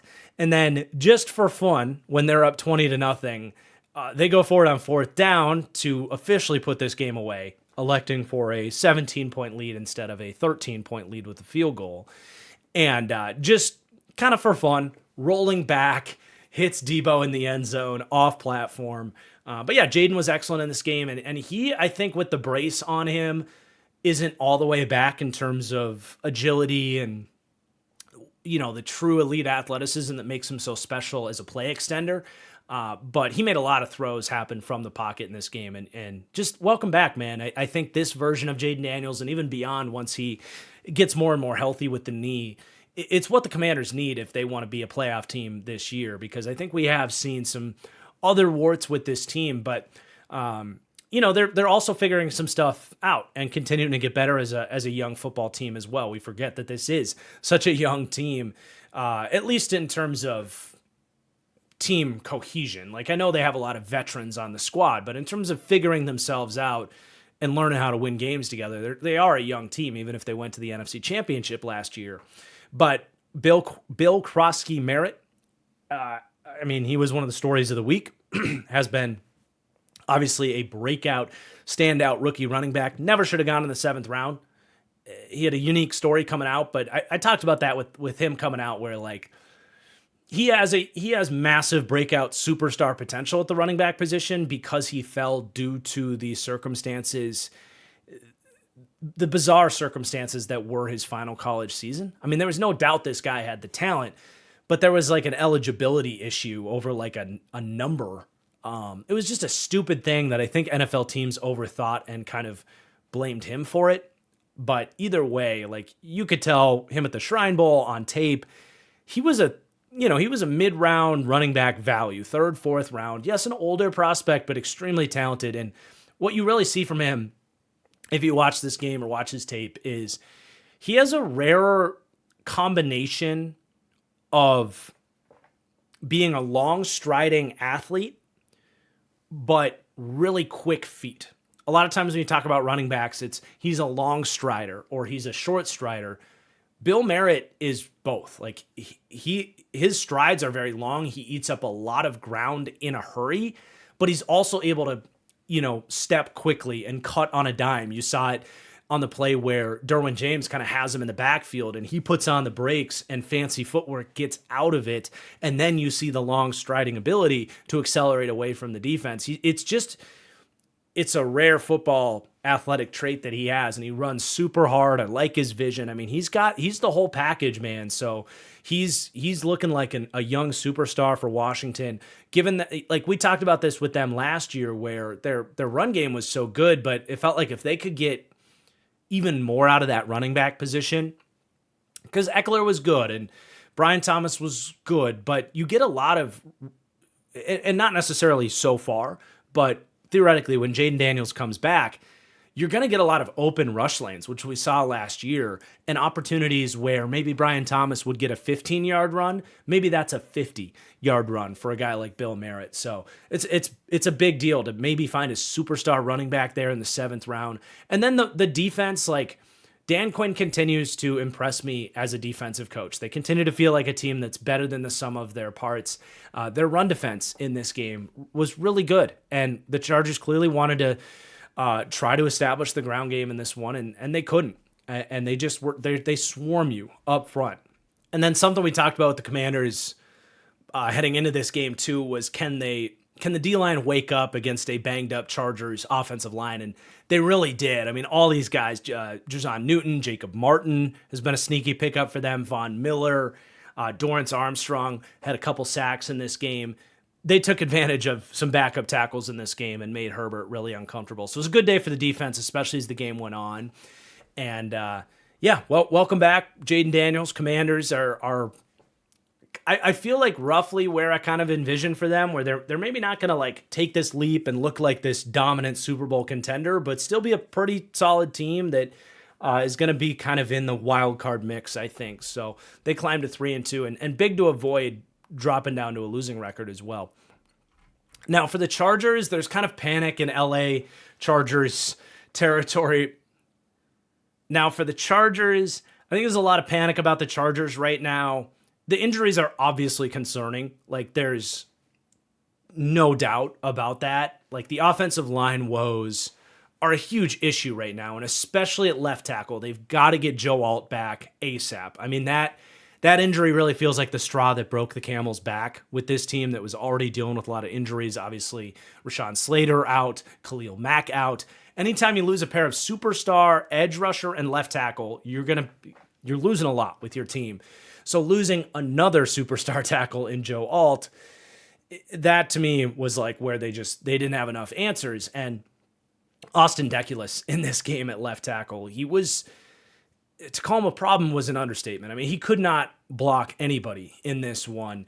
And then the right tackle struggled too. Like Trey Pipkins did not have a good game, and then he comes out and you end up with, God, who was it? Foster Sorrell? Is that what we're talking about? Is the other offensive tackle there that came in? Yeah, Foster Sorrell. Like they just could not hold up with the offensive line. So it reached a point where Herbert just didn't really have too much of a chance back there. Now, I think Joe Alt should be back pretty soon, and that's going to change the dynamics here. Like they do have issues at right tackle, but and you know, I know Bozeman's struggling at center, but I think you can survive just the issues at one right tackle spot. You can chip, you can slide. If both tackles are getting detonated, it's ball game. So hopefully the reinforcements there are on the way. Because I do still think like Herbert's still playing great. The receivers look great. I don't think it's full panic, at least for the offense. Now, and they did, by the way, lose a Marion Hampton. That only adds to this. Hopefully he can get back in a few weeks. I am at least interested to see if Kamani Vidal can finally have that breakout I've been calling for so long. You guys know I love Kamani Vidal. We'll see. I think when you watch him in the NFL, he does look a little small. Like, I don't know that he's ever going to be a superstar, but I do think he can at least keep this ground game moving as long as Joe Alt can get back. But it is the defense that I think you're a little bit more worried about here. Like, there's only so much Jesse Minter can do. Like, the last couple weeks, you've definitely felt them missing Khalil Mack. The first game Khalil went out, they did enough to work around it with blitzes and stuff, but the last 2 weeks it's been an issue. And the defense, they've just been sitting ducks out there. So that's why they go and make the trade for Oweh to hopefully get a little bit more juice in there. You know, Oweh is not going to fix their pass rushing issues. He's not. He has 12 pressures on the season. He has no sacks. He has a 10% pressure rate. He's an overrated player. The Ravens were willing to part with him for a reason. Now he's better than what they've been trotting out there with, like, I mean, who's even been, it's hard to even know because they're not making any plays. Okay, Bud Dupree has been bad. Clayton Farrell, I didn't even know he was on this team. Yeah, Caleb Murphy's an undrafted guy. Like, they're just not getting anything from those dudes. So if you go from getting one pressure a game from those guys to two pressures a game from Oweh, is that really going to make a world of difference? Probably not, but they're hoping it will. We'll see. They got to get Khalil Mack back is what this is about for me. I mean, they really miss him, and then maybe Oweh can be a decent rotational third for them in that mix. But they did give up a good safety to make this trade. They send Alohi Gilman to the Ravens, essentially for Oweh, with a pick swap in there as well. And I'm curious to see how this goes. It was a trade that came across the feed, and I was like, I don't know if I really understand this for either side. I think it's risky for the Chargers. Like, obviously they're banking on Tony Jefferson, who's played okay when he's had to get in there, which hasn't been a ton, but him and then RJ Mickens, the rookie out of Clemson, they're banking on those guys being able to fill in for Gilman. And I know Chargers fans have said, like, okay, Gilman's given up some big plays this year. I get it. But Gilman's also, to me, like a core identity piece in their secondary, where when we talk about the Chargers, what's the best thing we say about their defense? It's the communication of these quarters style zones and the consistency that they're able to pass guys off, rally, tackle. Gilman's a huge part of that. And I'm a little worried that the Chargers could be creating one problem by trying to fix another and not even really fixing the other problem. Like, yeah, the pass rush should be a little bit better with Oweh, but I don't think it's going to be a lot better. If you start busting coverages on the back end and missing tackles, that can create a whole nother issue. Like, that's a strength of this defense. And then the other thing is I'm a little worried that they might resort to playing Derwin deep more often, and that takes away a strength of this defense as well. I mean, Derwin has played 12 snaps as a free safety this year. I'm worried that they say, well, that's fine. We can just play Derwin deep. We needed to get another edge rusher in there. And what you're really doing is taking away maybe the one fear factor you actually had on this defense, which is Derwin patrolling that short to intermediate part of the field as a playmaker. So look, this defense has earned the benefit of the doubt with Jesse Minter to make a move like this, but there's downside to this move as well. And I don't see a ton of upside either. Like, Owe is maxed out at this point, and I don't think you're going to extend Owe either. Like, I think Gilman's a pretty cheap extension. Owe, because he's got the first-round pedigree and he plays edge rusher, he's going to be more expensive. So, I don't know. I wasn't a huge fan of the trade. We'll see how it goes. If those other if they're able to take Tony Jefferson and RJ Mickens and plug them into a Loie Gilman's role and they play just fine there, the trade will work out just fine. I just question if it's necessarily going to play out that way. But I don't think it's all panic for the Chargers. I do think the offense will be able to get back to what they were doing once Joe Alt can get back out there. They can play the Dolphins this week. So hopefully they can beat the Dolphins this week, get some of these guys back healthy, and get back on track and compete for the AFC West. I don't think it's full panic, but they're definitely at a bad part in their season right now, and they got to rally. All right, for our next game, we are going to rewind the clock to last Thursday night football. And my goal is to have like a Thursday night football reactions plus weekly Patreon mailbag show. It's just like I'm sure now that the season's kind of full swing and I've settled down a little bit more, it's trying to figure out like the exact time to record that. But it's something I'm trying to work into the weekly schedule here because it is tough to talk about Thursday night football like 6 days after it happened. I don't love doing it, and I don't know that you guys want this reaction this late to it because it feels like forever ago with how fast the season moved. But at least for this week, we are going to talk Thursday night football here. So the Niners get a statement victory, taking first place in the NFC West, beating the Rams in SoFi Stadium. I can't quite call that a home game for the Rams. This was a home game for the Niners. I still question why we have two teams in LA, but really just an absolute statement from Kyle Shanahan and Robert Saleh. I think this reassured me that this is a top three coaching duo as far as having the offensive coaching and the defensive coaching working together. It feels right to have Robert Saleh back with the Niners. And it was a great night for their defense, man. They made the Rams as uncomfortable as you could hope for the week after they lost Nick Bosa. Or maybe this is 2 weeks removed from it. It's so hard to keep track of all these injuries and when they happen, man. But they held the Rams to just 78 rushing yards. They were flying around on that side of the ball. It felt like they came out energized early in this game, and they played that way all the way through. You get the big Alfred Collins punch out at the goal line, the big fourth down stop to win it. This wasn't a night about superstar players for the Niners. It was a night about team defense, slowing down one of the better offenses in the league, and putting themselves in a position to win this game with their offense. And by the way, it wasn't just the physical stuff either, especially in the first half.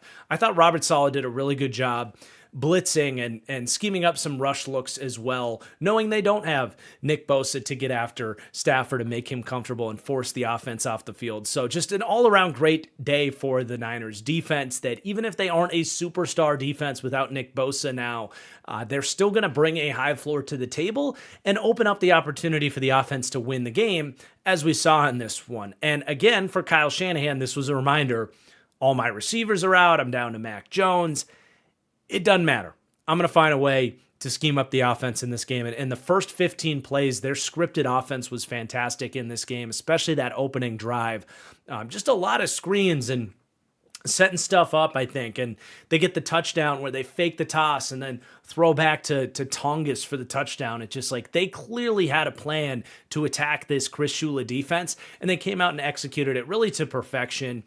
And Mac Jones as well, man. He looks very comfortable in this offense. I don't think he's making like incredible plays happen. That's not really his play style anyway. But hey, the more and more you watch football, just throwing a 15-yard dig with anticipation against a zone defense, that feels just as rare as a quarterback scrambling and making a tough throw on the run sometimes these days. And Mac Jones does that stuff very, very well. This offense just clearly fits him super well. Um, I think, it's natural to want to have these like leaping conclusions about, oh, Brock Purdy's job is unsafe. Like Mac Jones is going to be the starter in San Francisco. I'm not saying everybody's doing that, but even myself, the wheels get turning when you see Mac Jones play like this. And Kyle Shanahan liked Mac Jones as a first rounder in that same draft class. These guys are just a year apart in terms of age. I guess I think the way I'm looking at this is the Niners are set up really well to have high floor quarterback play, whether it's Mac Jones or Brock Purdy. They quietly gave Mac Jones a 2-year deal. I don't think a lot of people realize that. Super smart move by the Niners. I'm really just looking at this like, look, I like Brock Purdy, but he's had a hard time staying healthy, man. And I think what this does is it buys you time. You don't have to rush back to Brock Purdy if he's not healthy. You can let him fully recover. I think you can trust this offense with Mac Jones. He's running it really well. He's got his confidence back. But Purdy should come back when he's like healthy and ready to go. But I do think if Purdy gets hurt again, then we might have some further conversations about like, let's just say Jones gets a couple more starts. Purdy comes back, but then gets hurt again. And then he's done for the year. Like Mac Jones is playing well. They just say, Purdy, shut it down. Mac Jones goes to the playoffs. Maybe they play well in a playoff game or they win a playoff game. There is a world where we head into next offseason and they just open up a conversation, a competition between these two guys. Because after next season, you could get out of Brock Purdy's contract without like jeopardizing the whole team. I really think Mac Jones is playing that well within the comfort of this offense. And that's throwing to Kendrick Bourne, right? This is not with Ayuk out there. Ricky Pearsall's not out there. George Kittle's not out there. Like there's an even more explosive version of this offense with Mac Jones running the show. So that's all I'm going to have as far as those types of conversations. I fully expect, though, the likely outcome is Purdy comes back and he plays well because I think the Niners offense is going to get healthy and open up the door for Purdy to do that. But it is worth noting, too, that like Purdy did not play well the week before when they lost to Jacksonville. So things are at least getting interesting. The conversations are rolling. I think it's all in good fun, but it's a good problem for the Niners to have either way. So a huge win for them. They take first place in the division. Now, this game was very close. The Rams were extremely close to pulling this one off, and they're like 2 plays away from being a 5-0 football team. I'm not panicking about the Rams with this loss. The Niners just brought it on a short week more than the Niners did. And they avoided those critical mistakes down the stretch that the Rams did make. Like the Rams fumble at the goal line. That's a huge difference in this game. Overall, I still think it was a great night for Stafford. Made some huge throws in this game. Puka Nacua continues to dominate. He looks like the best receiver in football this year. Devontae Adams is doing his thing. Kyron Williams didn't have his best game here. He fumbles down at the 1-yard line, but he still had some good runs in this one. And I think defensively, this was Kyle Shanahan dotting up a defense that, while they're very well coached and have been very good, you kind of know what they're going to run on the back end. And when you run into a Kyle Shanahan with a Mac Jones that's good at kind of picking apart these zone defenses and beating the blitz and able to kind of create these moving pockets to work against all these stunts and stuff that you run, you can get out schemed a little bit against a Kyle Shanahan, but that's not going to happen every week. Now, they're going to run into this matchup again, and they're going to have to find some new answers. But overall, I still think this is a good defense. It's not like they had a horrible night either, right? But the one thing that I've said this on the Rams for a couple weeks now is Sean McVay has got to come up with some short yardage plays, whether it's trick plays or new schematic wrinkles. Their short yardage is brutal, whether they're down at the goal line or it's 4th and 1. Obviously, they tried to convert a 4th and 1 at the end of this game that would have put them in a position to hopefully win. And they run into a brick wall. They have a pair of receivers like trying to combo block against the teeth of the defense. It wasn't a good look. It wasn't a good advantage for the Rams where they attacked it. And they do feel very vanilla on 4th and short or down at the goal line. And it definitely hurts when you don't have a mobile quarterback with Matthew Stafford. So maybe he's just keeping some of these plays in his back pocket for games later in the season or into the playoffs. We know Sean McVay can draw up some good stuff, but he has to, because they're inevitably going to have to convert some goal line looks and short yardage in tight games against good teams. And they're one of the worst teams in the league in those spots right now. So they got to improve there. But overall, I think the Rams are fine, and the Niners are impressive. They're one of the highest floor teams in the league because of their coaching. If they can get these guys back healthy, like, I think you're talking about a defense that can pretty consistently keep it in the low 20s. If whether it's Mac Jones or Brock Purdy, if you can get Ayuk and Kittle in there to create some more explosives and consistently, put up 26 points like they did in this one, 28 points, they're not the most dominant team, but this can absolutely be a team that is a playoff team, and if things go their way, like could even go far in the playoffs. So very impressed by their resiliency as a ball club. All right, let's move on to Monday Night Football. We go from the oldest game to the most recent one, where the Jags get their statement win. Liam Cohen, Trevor Lawrence, and this team beating the Kansas City Chiefs in primetime, and really just announcing their arrival as a player in the AFC. And full disclosure, I am planning on making a exclusive Jacksonville Jaguars film-based video this week that I'm very excited. So Jags fans are going to get their love this week, but I don't want to spoil all of the talking points in that video. And I think that's fair. So we're not going to talk too much about the Jags in this game, but we have to at least mention it. I mean, I think the passing game waking up is the biggest of deals for the Jags. If you go back to the last few weeks, we've been talking about how the defense has been stepping up, the run game's been looking good, but the passing game's been all over the place. Well, this week, the run game actually wasn't dominant. The defense wasn't dominant, but Trevor Lawrence stepped up, had his best game of the season, and Travis Hunter gets involved. And that's a huge deal. Like, I don't know why it took so long for them to just launch a deep ball to Travis Hunter and see what happens, because it's not like it was a great look, right? The ball was a little bit behind him. He was covered, but Travis Hunter adjusted and made like that. He flew on that play down the field. Like, his athletic ability, I know it's beating a dead horse here, but it is so special. And it's not speed necessarily. It's his like balance and just the raw athleticism. I think we gravitate towards full on speed when you hear that, but the way he can move his body and contort, it's rare. His pliability, it's just unbelievable. And then he also he catches a drag or a tunnel screen over the middle of the field.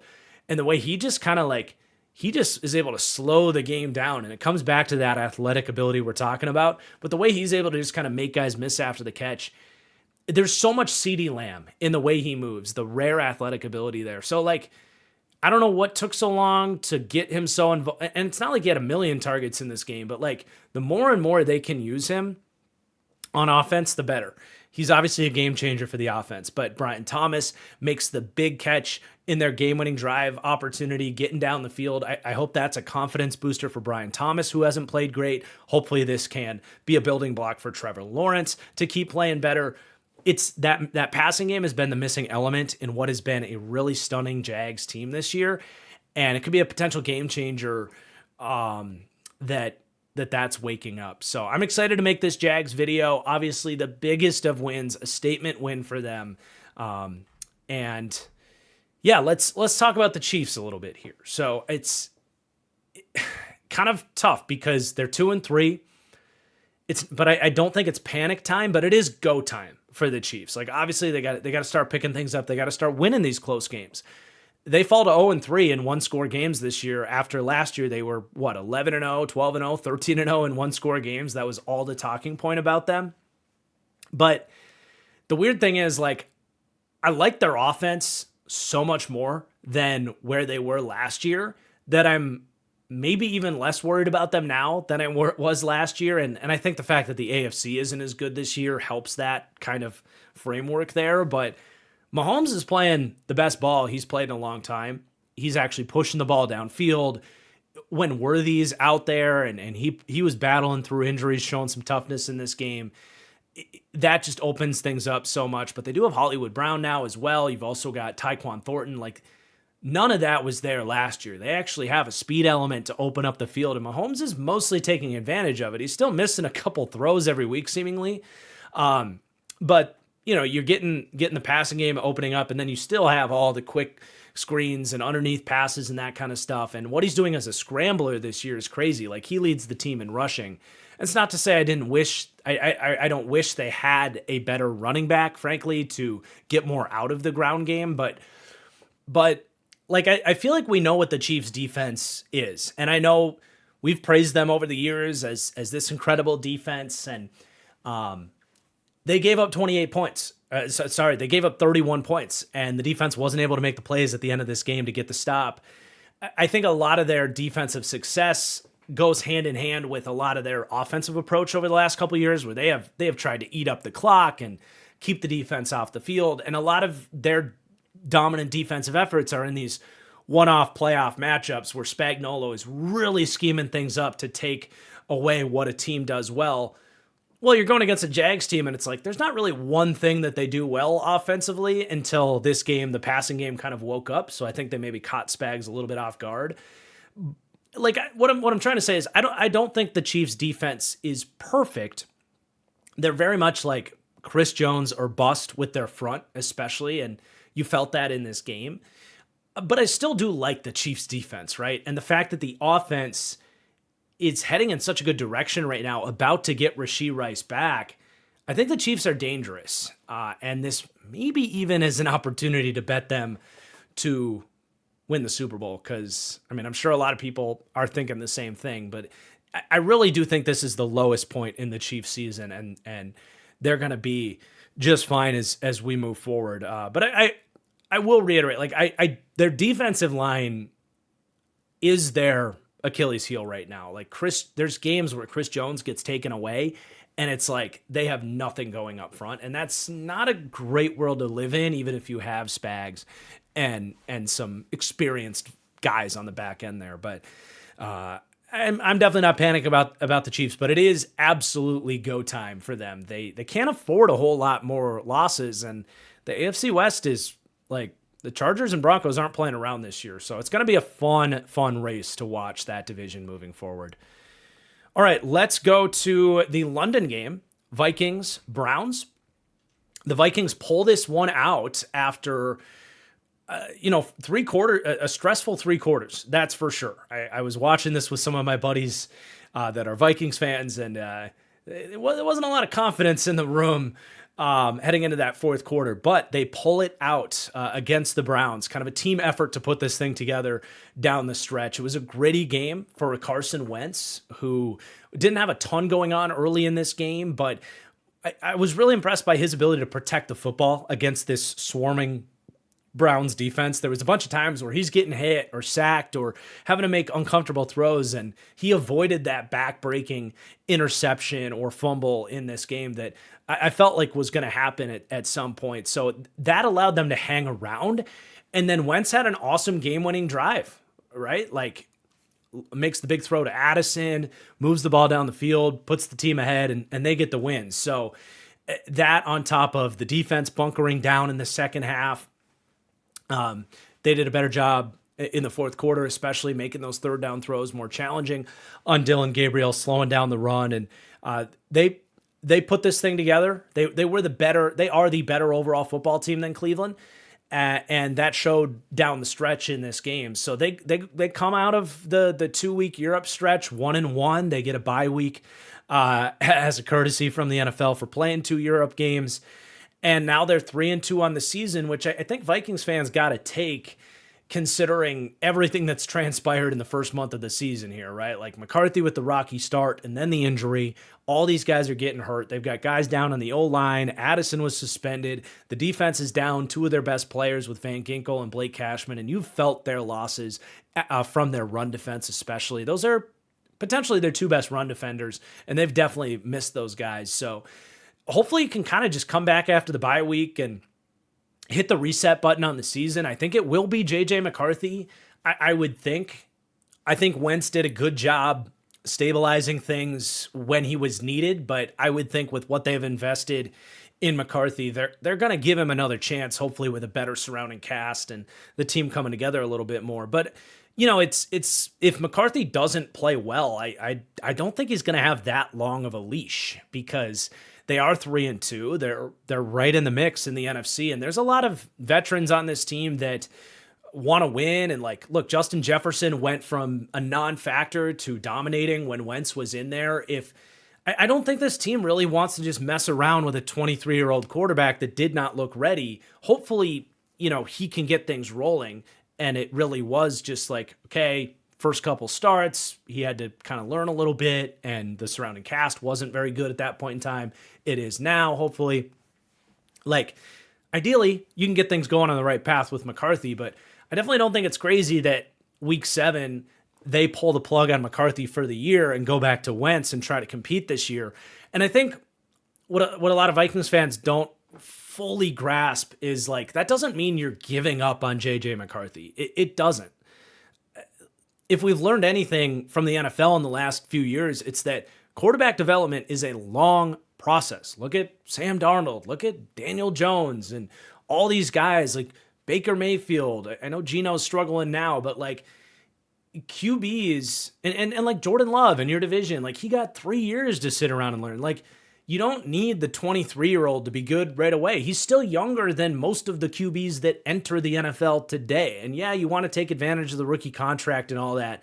But that to me is secondary to giving the guy, the right runway to develop. But anyway, just because if 2 weeks from now they say, you know what, JJ, you're just not ready. Wentz is the better guy right now. We want to try to win games. That doesn't mean they have to pay Wentz, or that McCarthy won't be their starter next year and that McCarthy might not work out. It's okay to just admit, look, the kid was raw coming out. He still needs to develop. I don't think that means they're giving up on JJ McCarthy if that's the route they go. So, that's how I see it potentially playing out. Is I definitely see JJ starting when he's back. And then there's two things that could happen, right? He could continue to struggle because he really did struggle early. I think that's when they probably go back to Wentz, like I described. Or he turns a corner and starts playing well, which would obviously be amazing for the Vikes. But good win for them. And then for Cleveland, definitely a bummer they couldn't pull this one out. If they win this game, you're looking at the AFC North and you're look, Baltimore looks like shit. The Bengals are done. I mean, just the Steelers are in their way. If the Browns pull this one out, where they were sitting there heading into the fourth quarter feeling like that's what was going to happen, all of a sudden things get interesting for the Browns with Dylan Gabriel in his first start, which was not going to be an easy one against a Brian Flores defense. Could have looked a lot worse. It wasn't perfect. There was a couple third down dropbacks in the fourth quarter where the Browns hopefully could have converted and put themselves in the best position to win this game. There's a 3rd and 7 on the Vikings 40-yard line when the Browns have the lead with 7.5 minutes to go. Huge play in the game. And for one, it wasn't a very good play design, or someone ran the wrong route or something, but they get cover 2 and there's 2 receivers running into the honey hole on the left side of the field. And it's overly congested. Dylan Gabriel just kind of sees it and then heaves it out of bounds.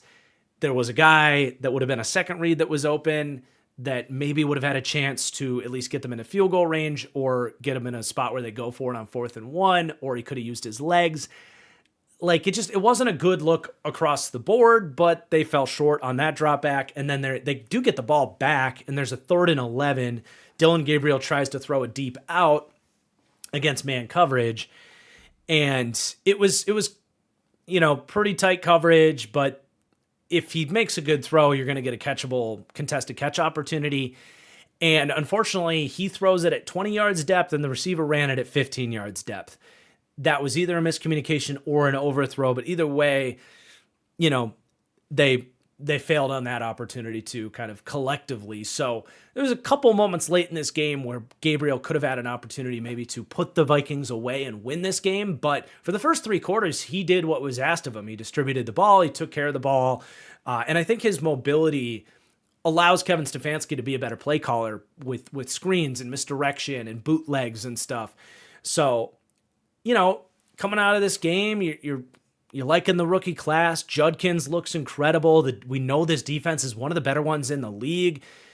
They finally remembered that they fucking have David Njoku. Like, we're back on this tangent. This was 2 years ago when it was Flacco in there. I was like, why are they overthinking this so much? David Njoku is one of the best run after the catch threats in the league. He's a pretty easy player to get manufactured touches to as a tight end. And there was a moment with Flacco where they finally realized, like, we got to pepper this guy with 9 targets a game. And in this game, kind of trying to come out with a good game plan with Dylan Gabriel in his first start, they gave David Njoku 9 targets with an average depth of target of 6.8, and he was awesome in this game. So, like, they've got players. It's just, like, the play calling, I think, has been suspect in terms of where they're going with the football. So they have a way to move the ball, I think. And Harold Phantom, by the way, caught another touchdown in this game. It's just a bummer that they lost and fell to 1-4 because it just feels so much different than 2-3.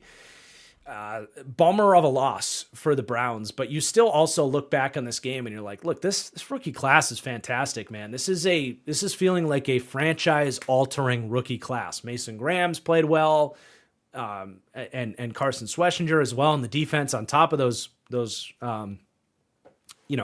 offensive rookies, Judkins and Harold Fannin. So at least you have something to come out of this game. If you're Cleveland, you just wish it was a win. But let's go ahead and move on to the Panthers-Dolphins game. And the Panthers win this one, ultimately, 27-24. And they're like a bad habit, man. I can't quit the Panthers. Just as soon as they disappoint me, they suck me back in. And that's exactly what this game was all about. I mean, the first half was bad. Bryce was bad in the first half. A couple of bad turnovers. He fumbles the ball trying to make Bradley Chubb miss in the backfield, and then he overthrows Leggett over the middle of the field. It gets intercepted by Micah Fitzpatrick. The Panthers fall down 17-0, and this felt like the worst case scenario of what I said going into this game, where this was quietly a big game for the Panthers, a big kind of week 5 game. Bryce is kind of on the outs, getting a lot of criticism, not playing very well, and it was like, man, if you can't at home beat the Dolphins, you're never gonna be great at this point for Bryce, and or even just be good is really a good starting point that we'd like to see for Bryce, is consistently playing good. But it was like, you open up an opportunity to turn the season around with a win, or you lose, and it's like, season's done. We're looking at quarterbacks. It's over, and you get to halftime, and Bryce just comes back from the dead, man. He was great in this game after he was bad. And we'll have larger macro conversations about Bryce Young moving forward, but he at least reopened the door for him to, become a good quarterback again, I guess. He had 5 big-time throws in this game. One of them was before the 2 ugly turnovers, but just led this comeback, man. He hits a couple of beautiful deep outs under pressure. He's got a 4th down in this game where he's got to extend plays and look like Alabama Bryce Young, where he like makes a guy miss in the backfield and like outside the pocket, finds T-Mac late, lays it out there. T-Mac made a great hands catch on that one.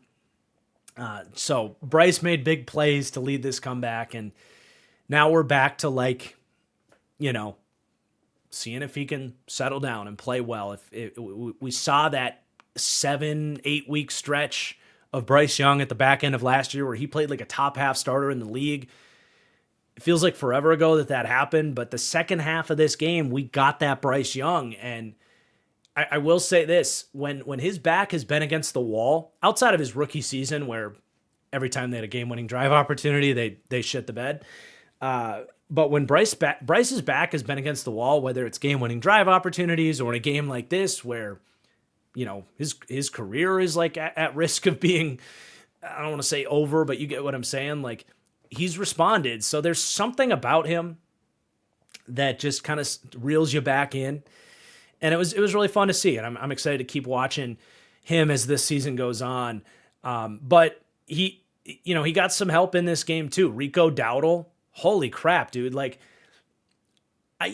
I didn't even really question it when the Cowboys let him go, because on tape I wasn't ever impressed by Rico Dowdle. I thought his vision was good, but that was like it. Like I thought he was kind of a baseline starter, kind of RB2 type. And he gets paid to be that here in Carolina. So like no one really was saying anything crazy about Rico Dowdle when he got here to Carolina, but this game, he was a superstar in this game. His burst, his power, his toughness. He ran for over 200 yards in this game. He had breakaway runs. I was like, where did this guy come from? He was insane against this Dolphins defense. So that could be, honestly, I don't want to say a spark because Chuba Hubbard's really good. But if you, like, honestly, Rico Dowdle is very Chuba Hubbard-esque. Not the craziest athlete, but good vision, good toughness as a runner. Just to keep those guys fresh and to always have one of those guys, it matters for your offense to have a run game to support Bryce like this. And Xavier Legette as well finally started making plays. He's got the touchdown. He's got the deep corner route in this game.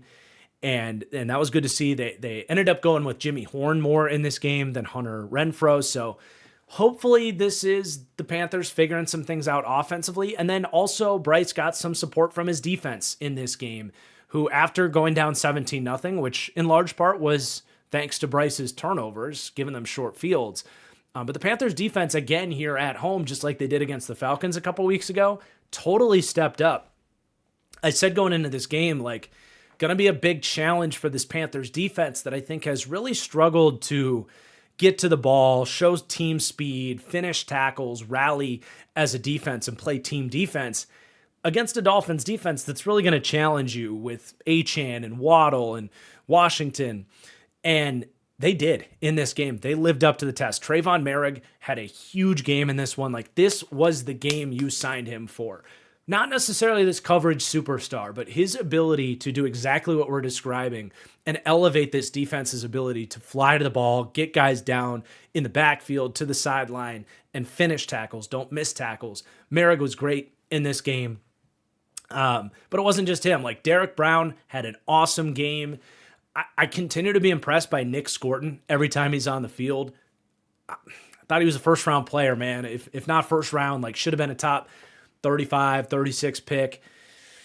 Panthers got a steal in that one, I think. He was all over the field. And then even these linebackers had the best game of the season by far. Christian Roseboom maybe had the best game of his career here, rallying to the ball. And Trevin Wallace, too. Like, he had a good one in this one as well. You thought he maybe was going to be a potential weakness that the Dolphins could exploit in this game. And you know, one way or another, he had a good game. He's had a rough season so far, but he's still a very young player. So hopefully that's just a good building block week for the Panthers and their defense.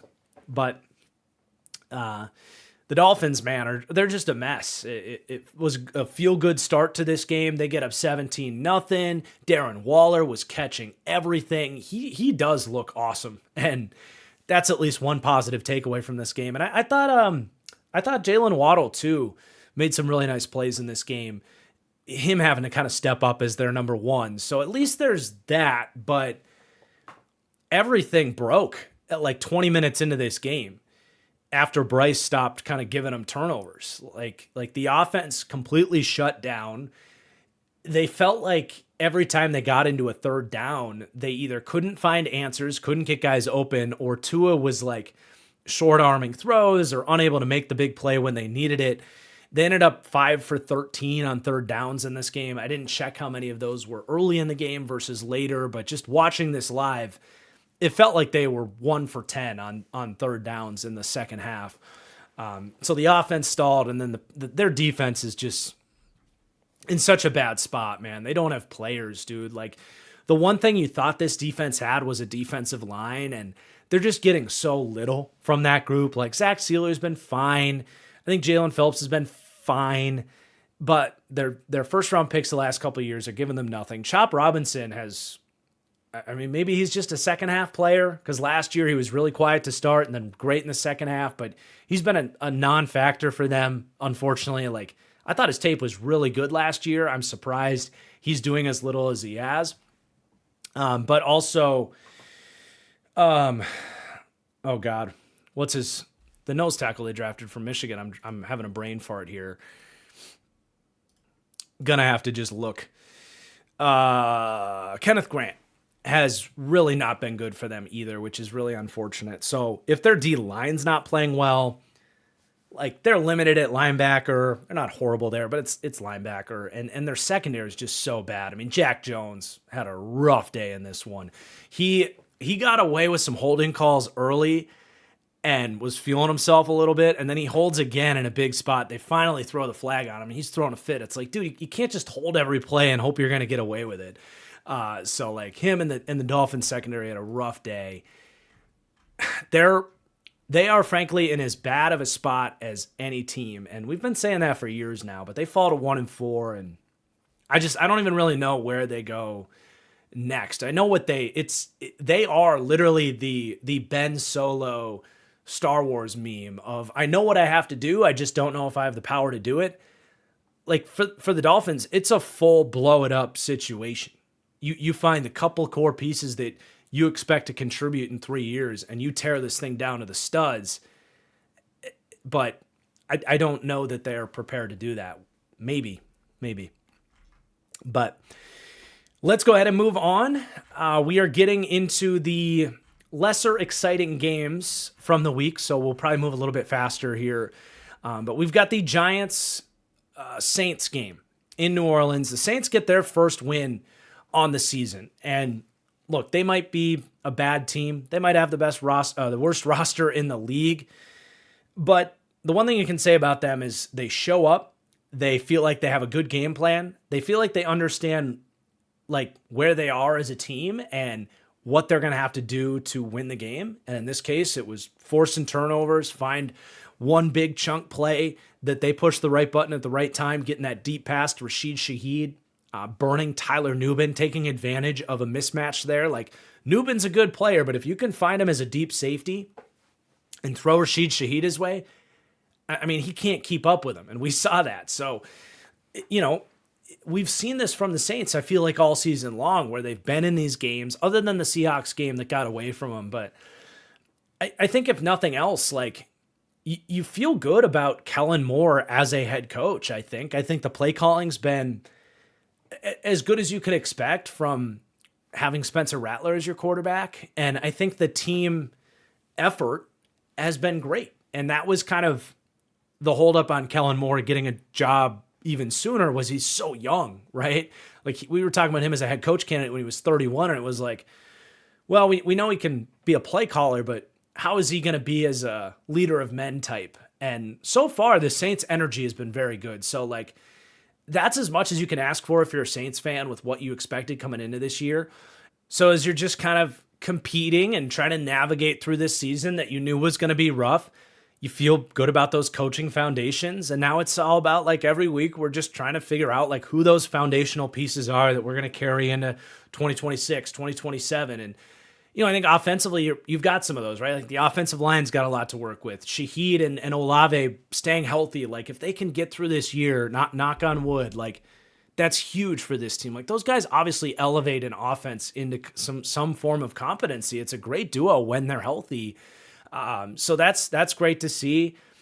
Rattler's doing his thing. I don't think we're at the point of calling Rattler like their franchise quarterback or anything like that. He's clearly exceeding expectations, and he's making a couple plays every week to keep this team around. He's protecting the football. He's doing a good job. He's holding off Tyler Shook for that job for now. I mean that throw to Shaheed was beautiful. And it's not like he's some typical backup that doesn't have the traits. Like, he's not some Cooper Rush type of backup, right? Like, he's always had this kind of interesting intrigue about him. So they're kind of, letting him show what he can do. And if he continues to get better, maybe we'll have some further conversations about him as a longer term starter for them. But like, defensively, I feel like they're finding some young pieces to feel good about here. Brian Brzez's quietly having a really good year. He shows up every week, whether it's a game, a couple game-changing pass rushes, or this week, I mean, he probably had the best run defense snap of his NFL career. Beats his man, meets Scatabo in the backfield, and then forces a fumble backed up into their own 10-yard line, and that fumble gets picked up and returned for a touchdown. I mean, that play is at worst a 10-point swing in this game, up to a 14-point swing if the Giants were going to go score a touchdown there in a game that they win by 12 points. I mean, you can't have a bigger game-changing play than a forced turnover backed up inside your own 10-yard line. So Brian Brzez's been showing up every week. Super talented defensive lineman. And Jonas Sanker, too. I was critical of the Saints for taking him over Xavier Watts. And Xavier Watts looks incredible for the Falcons, too. So it's not like I was wrong about Watts. But Sanker in an NFL defense is playing really well. He looks the part, man. And I don't know if it's just NFL camera shots or what, but he is a freak. Like, seeing some of these close-ups of him, like seeing how jacked he is, how fast he's moving.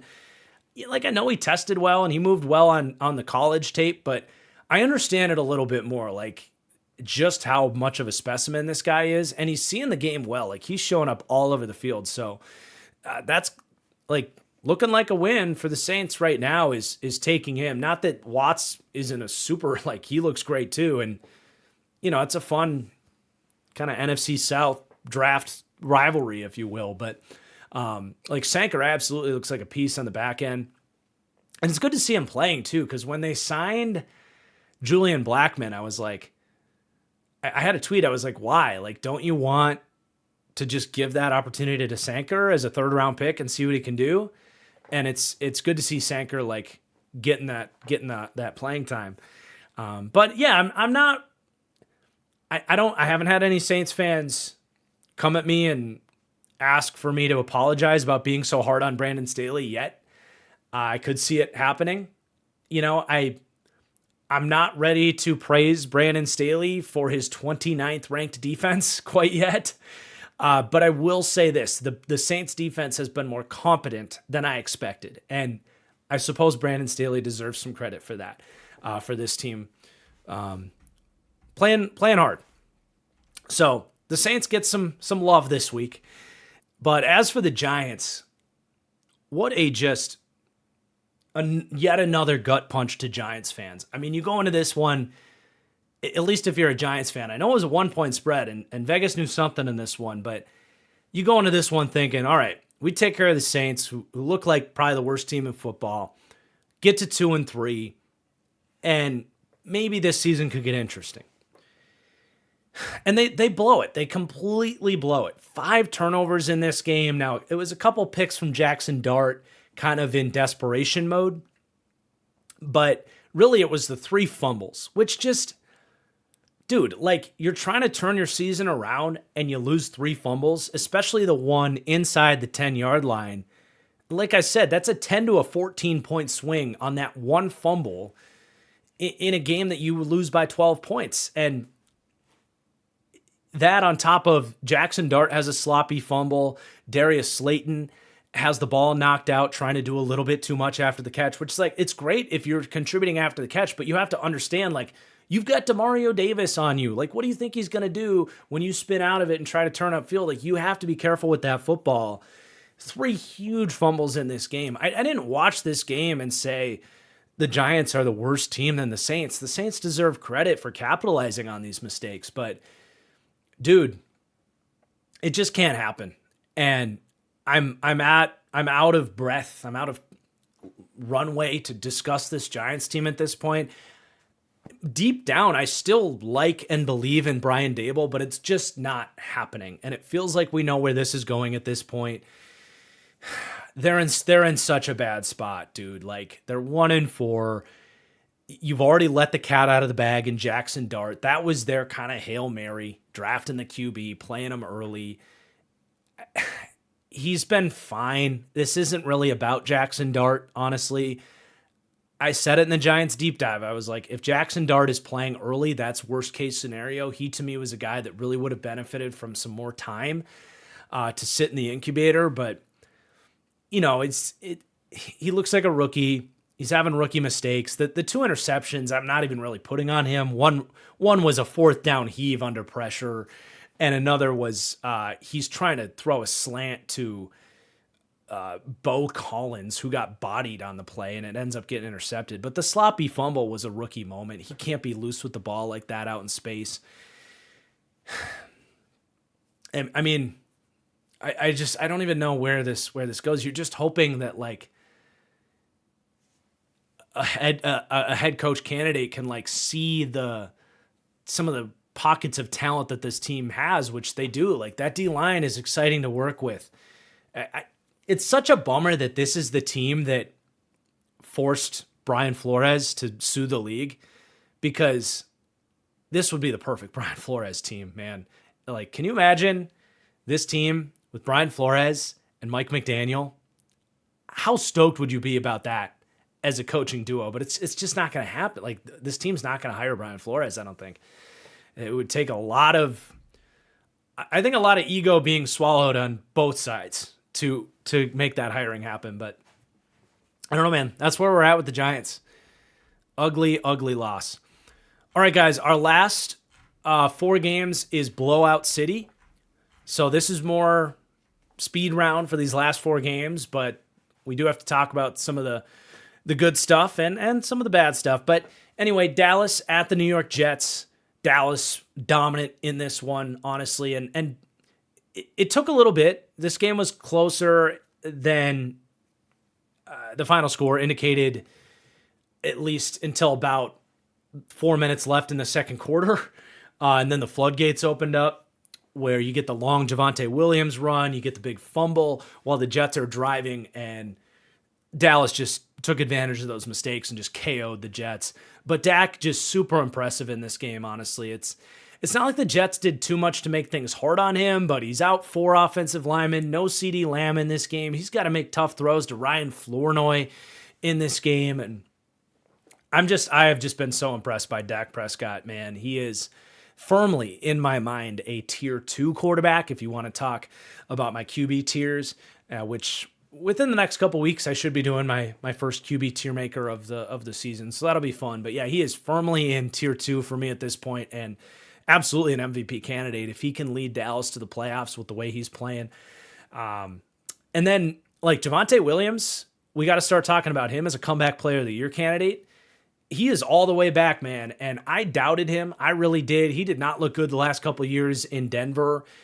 And just props to him for taking advantage of an opportunity, for putting in the work. Like, I can only imagine the amount of rehab and workouts that went into him getting back into the shape that he's in. And he's running his ass off, man. Like, look, this is the perfect example of a situation where I am more than happy to say I was wrong. I doubted that this backfield with Javonte Williams and Miles Sanders was going to be enough for them to run the football. And Javonte's been one of the best backs in the league this year. So he was such a great prospect. It's so fun to see him back. And I mean, he might be earning himself a lot of money, because it should have been a 1-year deal, right? Unless Dallas was sneaky about it. I'm just going to look that up on the fly real quick. Yes, 1 year, $3 million contract. So he is earning himself a lot of money there in Dallas. And Ryan Flournoy, by the way, welcome, Ryan Flournoy. This is fun too. He had 6 catches for 114 yards in this game. And you might be saying, Ryan, who? So I've always retold this story of him at the Senior Bowl in 2022. I was down there, and he's out there in he's like Southeast Missouri State or something like that. Some school like that, where you see the helmet and you're like, I have no idea what that is. But it was a red helmet with I think it was like a white bird or something that looked like a white bird. And you see him out there. He's like 6'2", 210 pounds. And just standing next to all those other NFL athletes. I said this to whoever I was sitting with at the time. I was like, oh, I didn't know Julio Jones was here. Like, he looked, like, physically speaking, just standing there, filling out his jersey with the red helmet. He looked like Julio Jones. He tested well. So just kind of that small school traits-based type of prospect. He's been around in Dallas, but never really got opportunities. But he is a freak. And he had some awesome plays in this game. He catches a crossing route and shrugs off my guy, one of my favorite rookies, Malachi Moore, shrugs him off, gets another 20 yards on the play, and then he mosses Brandon Stevens, who I still don't know why he's out there for the Jets, or why they ever signed him to begin with. Just one of the most predictably horrible signings you could have imagined for the Jets. But he mosses Brandon Stevens for 46 yards, again, on top of 4 other catches in this game. So, I mean, he's got the traits, dude. If he's like breaking out on top of how well Pickens is playing, CeeDee Lamb should be back like full force pretty soon. With Dak playing this way, Devontae playing this way, this is with 4 starting offensive linemen out. I mean, we could be talking about the best offense in the NFL. We really could. And I mean, I don't think anybody anticipated that. I was pretty high on what Dallas's offense was going to do this year, but certainly never would have said they could be the best offense in the league. And I think the run game being as good as it is goes a long way towards that, on top of Dak. I mean, I was high on Dak this offseason. I defended him this offseason. Same people were too hard on him, but he's playing even at a higher level than I anticipated. So Dallas has been impressive. Beyond that, the Cowboys defense is going to have a hard time this year. They just are. They don't have the talent. But I did think in this game, Matt Eberflus was well aware of Justin Fields' tendencies, and they had a good game plan, especially early, just kind of knowing that Fields was either going to try to scramble or take the underneath checkdowns, and that's exactly what happened. They kept him in the pocket and just kind of invited Fields to take these easy completions underneath, understanding that the offense was going to put up 30+ in this game. If the Jets had to have these long drives and force Justin Fields to complete 10 passes on checkdowns, then so be it. And that's kind of how it played out. But yeah, the Jets just stink, man. I don't have a lot of comments on them for this week. It's more of the same for them. It's the same thing we've been saying about Aaron Glenn, where I'm just waiting to see something to get excited about Aaron Glenn other than his dance moves on a blocked field goal. It's probably still too early to call him a bad head coach, but he certainly has not shown to be a good head coach yet. And, they have one guy to throw to on offense. It's Justin Fields being Justin Fields, holding the ball too long, not pushing the ball into, anticipatory windows down the field. It's taking those predictable checkdowns. It's just not bringing enough to the table as a quarterback. Penalties, mistakes, it's all the same with the Jets. So let's go ahead and move on to Detroit at Cincinnati. Detroit just keeps rolling. I mean, this game was as expected. We made the Lions one of our Patreon bets this week to cover a 10.5 point spread. And, they get the Bengals get a strip sack from Trey Hendrickson kind of early in this game, and that sort of knocked Detroit off their horse a little bit. It took Detroit a little bit to kind of get back into their rhythm after that, but they did. And for the most part, Detroit's offense was just humming full cylinder, like everything we say about Detroit's offense. Goff, Gibbs, Montgomery, Laporta, Amon-Ra, even all the way down to Tesla had a nice catch in this game. You name it. It wasn't a whole lot of resistance from the Bengals outside of that one big play from Trey Hendrickson, who got to go against Giovanni Manu in this game. That is the one thing with the Lions, because it's really all positivity right now. There are a couple spots that, with some injuries, against a better football team, you might look at these as bigger issues. I mean, Taylor Decker at left tackle is going through an injury right now that they haven't been super clear about when he's going to return, frankly. So, they don't have the tackle depth right now. Giovanni Manu was that international prospect that really just hasn't played a lot of football. He's probably still a few years away from being capable. He was pretty rough in this one. So it's unfortunate for Lions fans to see that he is not really ready, because I think they were kind of counting on him being ready. And it just doesn't look to be the case. That's definitely a spot where this offense can be vulnerable, is going through Taylor Decker. And then with the defense, their cornerback room is really shaky right now. Terrion Arnold has been beat up, he's going through some injuries, and he's had a very rocky season. We are a long way away from saying Terrion Arnold was a good use of a first round pick at this point in time.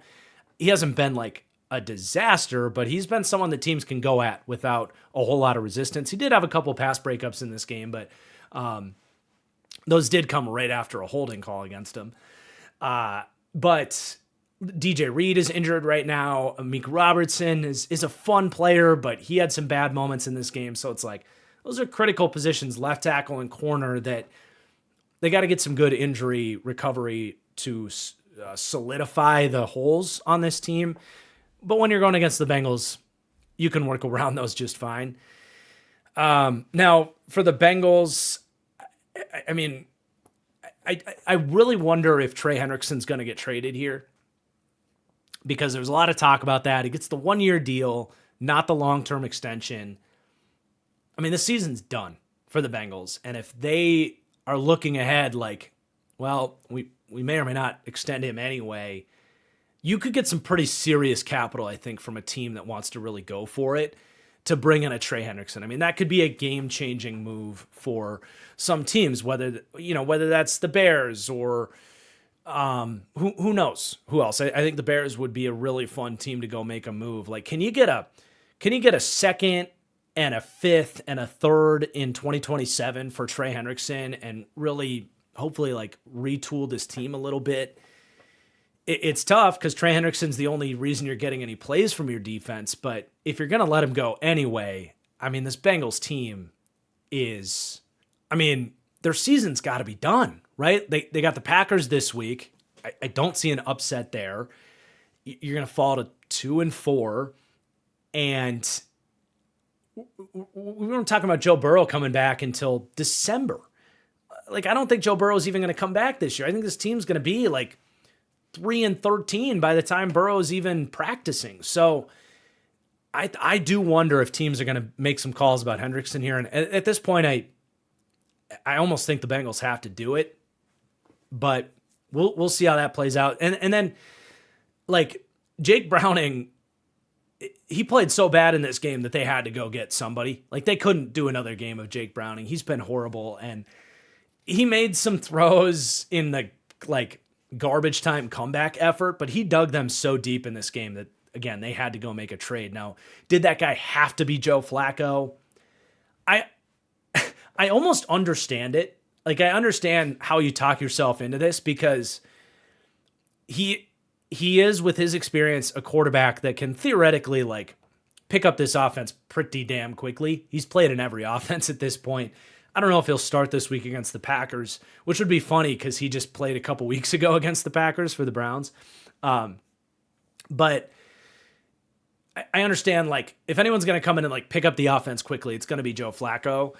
And I think they're just saying, let's just ride the high end of variance. Let's go back to that 2022 Joe Flacco or 2023 Joe Flacco in Cleveland, where he was just heaving deep balls, like left and right, just launching the ball deep, letting Jamar Chase, T. Higgins go make plays, ride the high end of variance. And if nothing else, you'll keep Jamar Chase and T. Higgins happy, just getting a bunch of targets. I think this is going to be good from a fantasy football angle. I would go target T. Higgins, go target Jamar Chase. I think it's something you can find a little value there. But as far as the Bengals go, like, you're going to get a lot of picks. You're going to lose. You're going to continue losing games. It's not going to help you win games, but it might make for a more fun product. So I don't know, man. That's where we're at with the Bengals.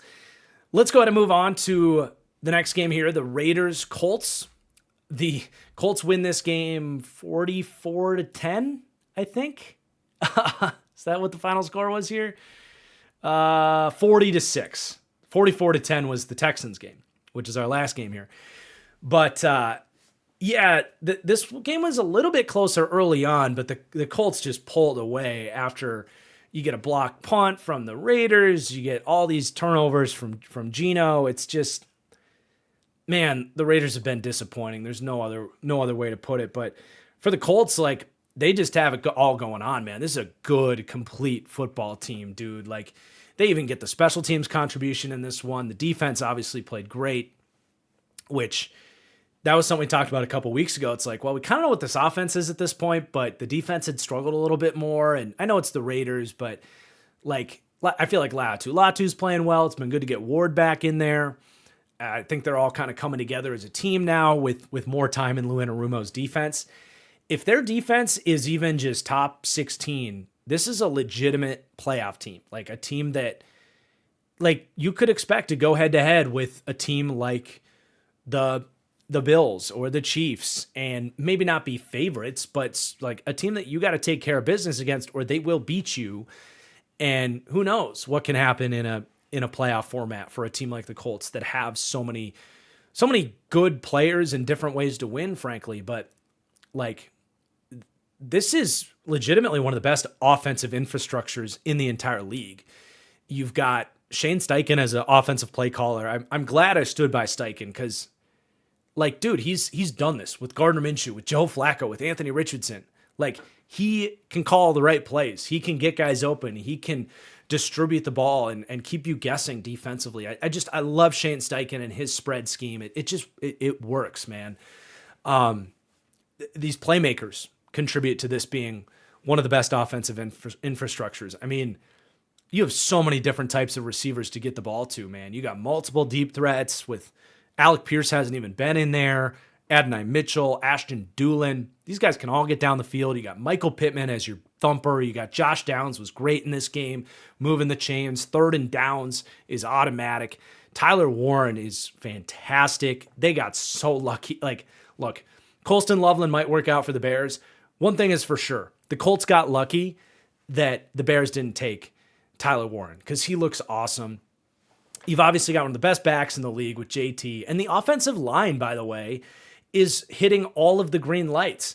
They had major questions at center and right guard with Ryan Kelly and Will Fries leaving.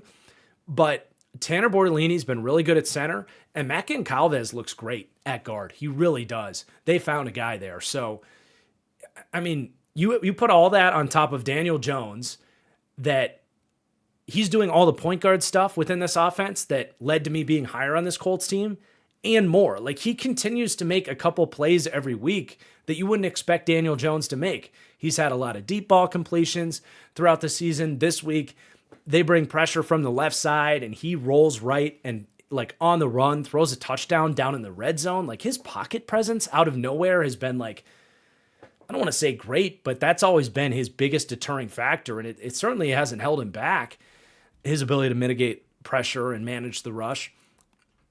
So they're awesome, man. I'm really enjoying the Colts.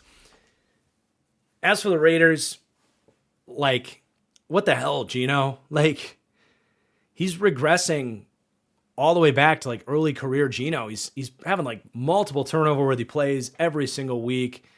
I don't know if he's just trying to do too much because the defense sucks and they're a mess right now. I don't know if he's just in a bad headspace. I don't know what's going on, but he's just not seeing the field well. He's not throwing the ball accurately. It's just been a disaster, other than week one where he played so well. And the bummer is that these pass catchers are looking pretty good. Like, Trey Tucker's been a pleasant surprise for this team. Obviously, they did miss Brock Bowers in this game. He's not going to make a 34-point difference. But they definitely could have used Brock Bowers in this one. And we know what Ashton Ginty and Jacoby Myers can do. Jack Besh has made some nice catches when he's had his number called. So, like, they've got the playmakers. It's just they're out of sync right now. I don't know if it's a play calling issue or all Gino or what, but it's been hard to watch this offense move the ball, but then continue to turn the ball over. And then the defense is just so bad, dude. Like, the frustrating thing about the Raiders is Pete Carroll kind of came in and built this defense in his image. A lot of second chance players, a lot of length, speed, traits-based players. And they're really not hitting any green lights with these guys. You were hoping you would get some savvy veteran signings that surprise you. And the one guy that has done that is Jamal Adams, has been pretty good, but that's not enough. It is all Max Crosby right now. Like, let me ask you this. Who is the second best player in the Raiders defense? It's a very tough question to answer. I think it's a tough question for Raiders fans to answer. It might be Jamal Adams. Other than that, like, Tyree Wilson, who he's been like an okay player, but he hasn't been what they drafted him to be, obviously, is 6th overall or whatever it was. Malcolm Kuntz, like, on paper, maybe, but he hasn't really made an impact this year. It's the Colts, like, they were better at every single offensive position other than the Max Crosby matchup. And it showed in this game. They really had whatever they wanted. So that's how you get a blowout there. And then the Texans-Ravens game. I mean, Ravens fans, I'm going to do you a favor and not even talk about your side of this game because you're out like every starter in this game, basically. Your whole defense and Lamar Jackson is basically out. So I'm going to do Ravens fans a favor and not talk about this football game. I will talk about the Gilman trade. But obviously, Houston fans are excited with how the Texans are playing, and you should be. I mean, this defense is really playing as good as advertised right now. I think the first 3 weeks, there was so much pressure on this defense, and they played well defensively, but the offense was just so bad that the defense was on the field too much and put in too many compromising situations. But now it's like, all right, we got the pass rush going. Everything's coming together. They are dominating defensively these last few weeks, and we knew they were capable of it.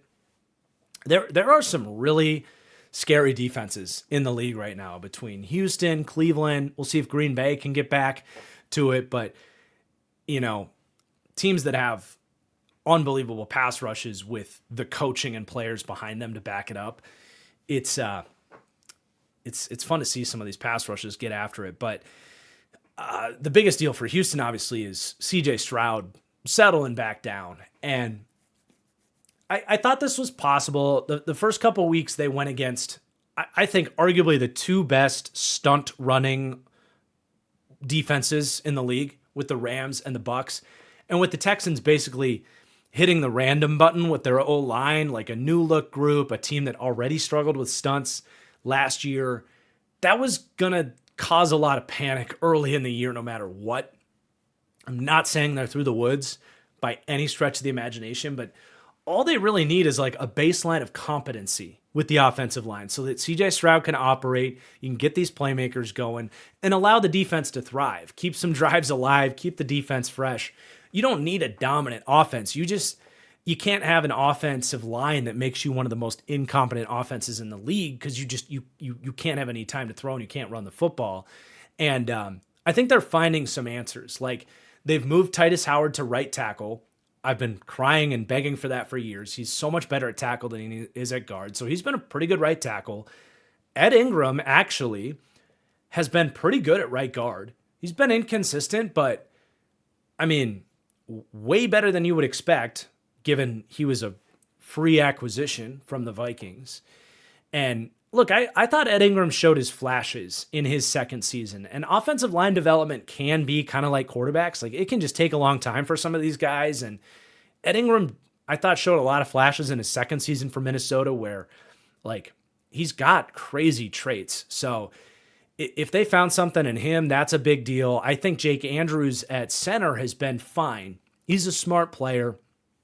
And he's been okay. So I think from center to right tackle, they've settled in with adequacy.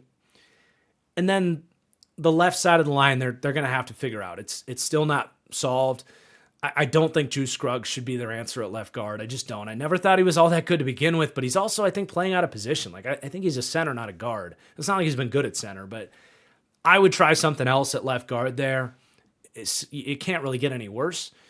And then at left tackle, they've got Arianti Ursary, their high second round pick.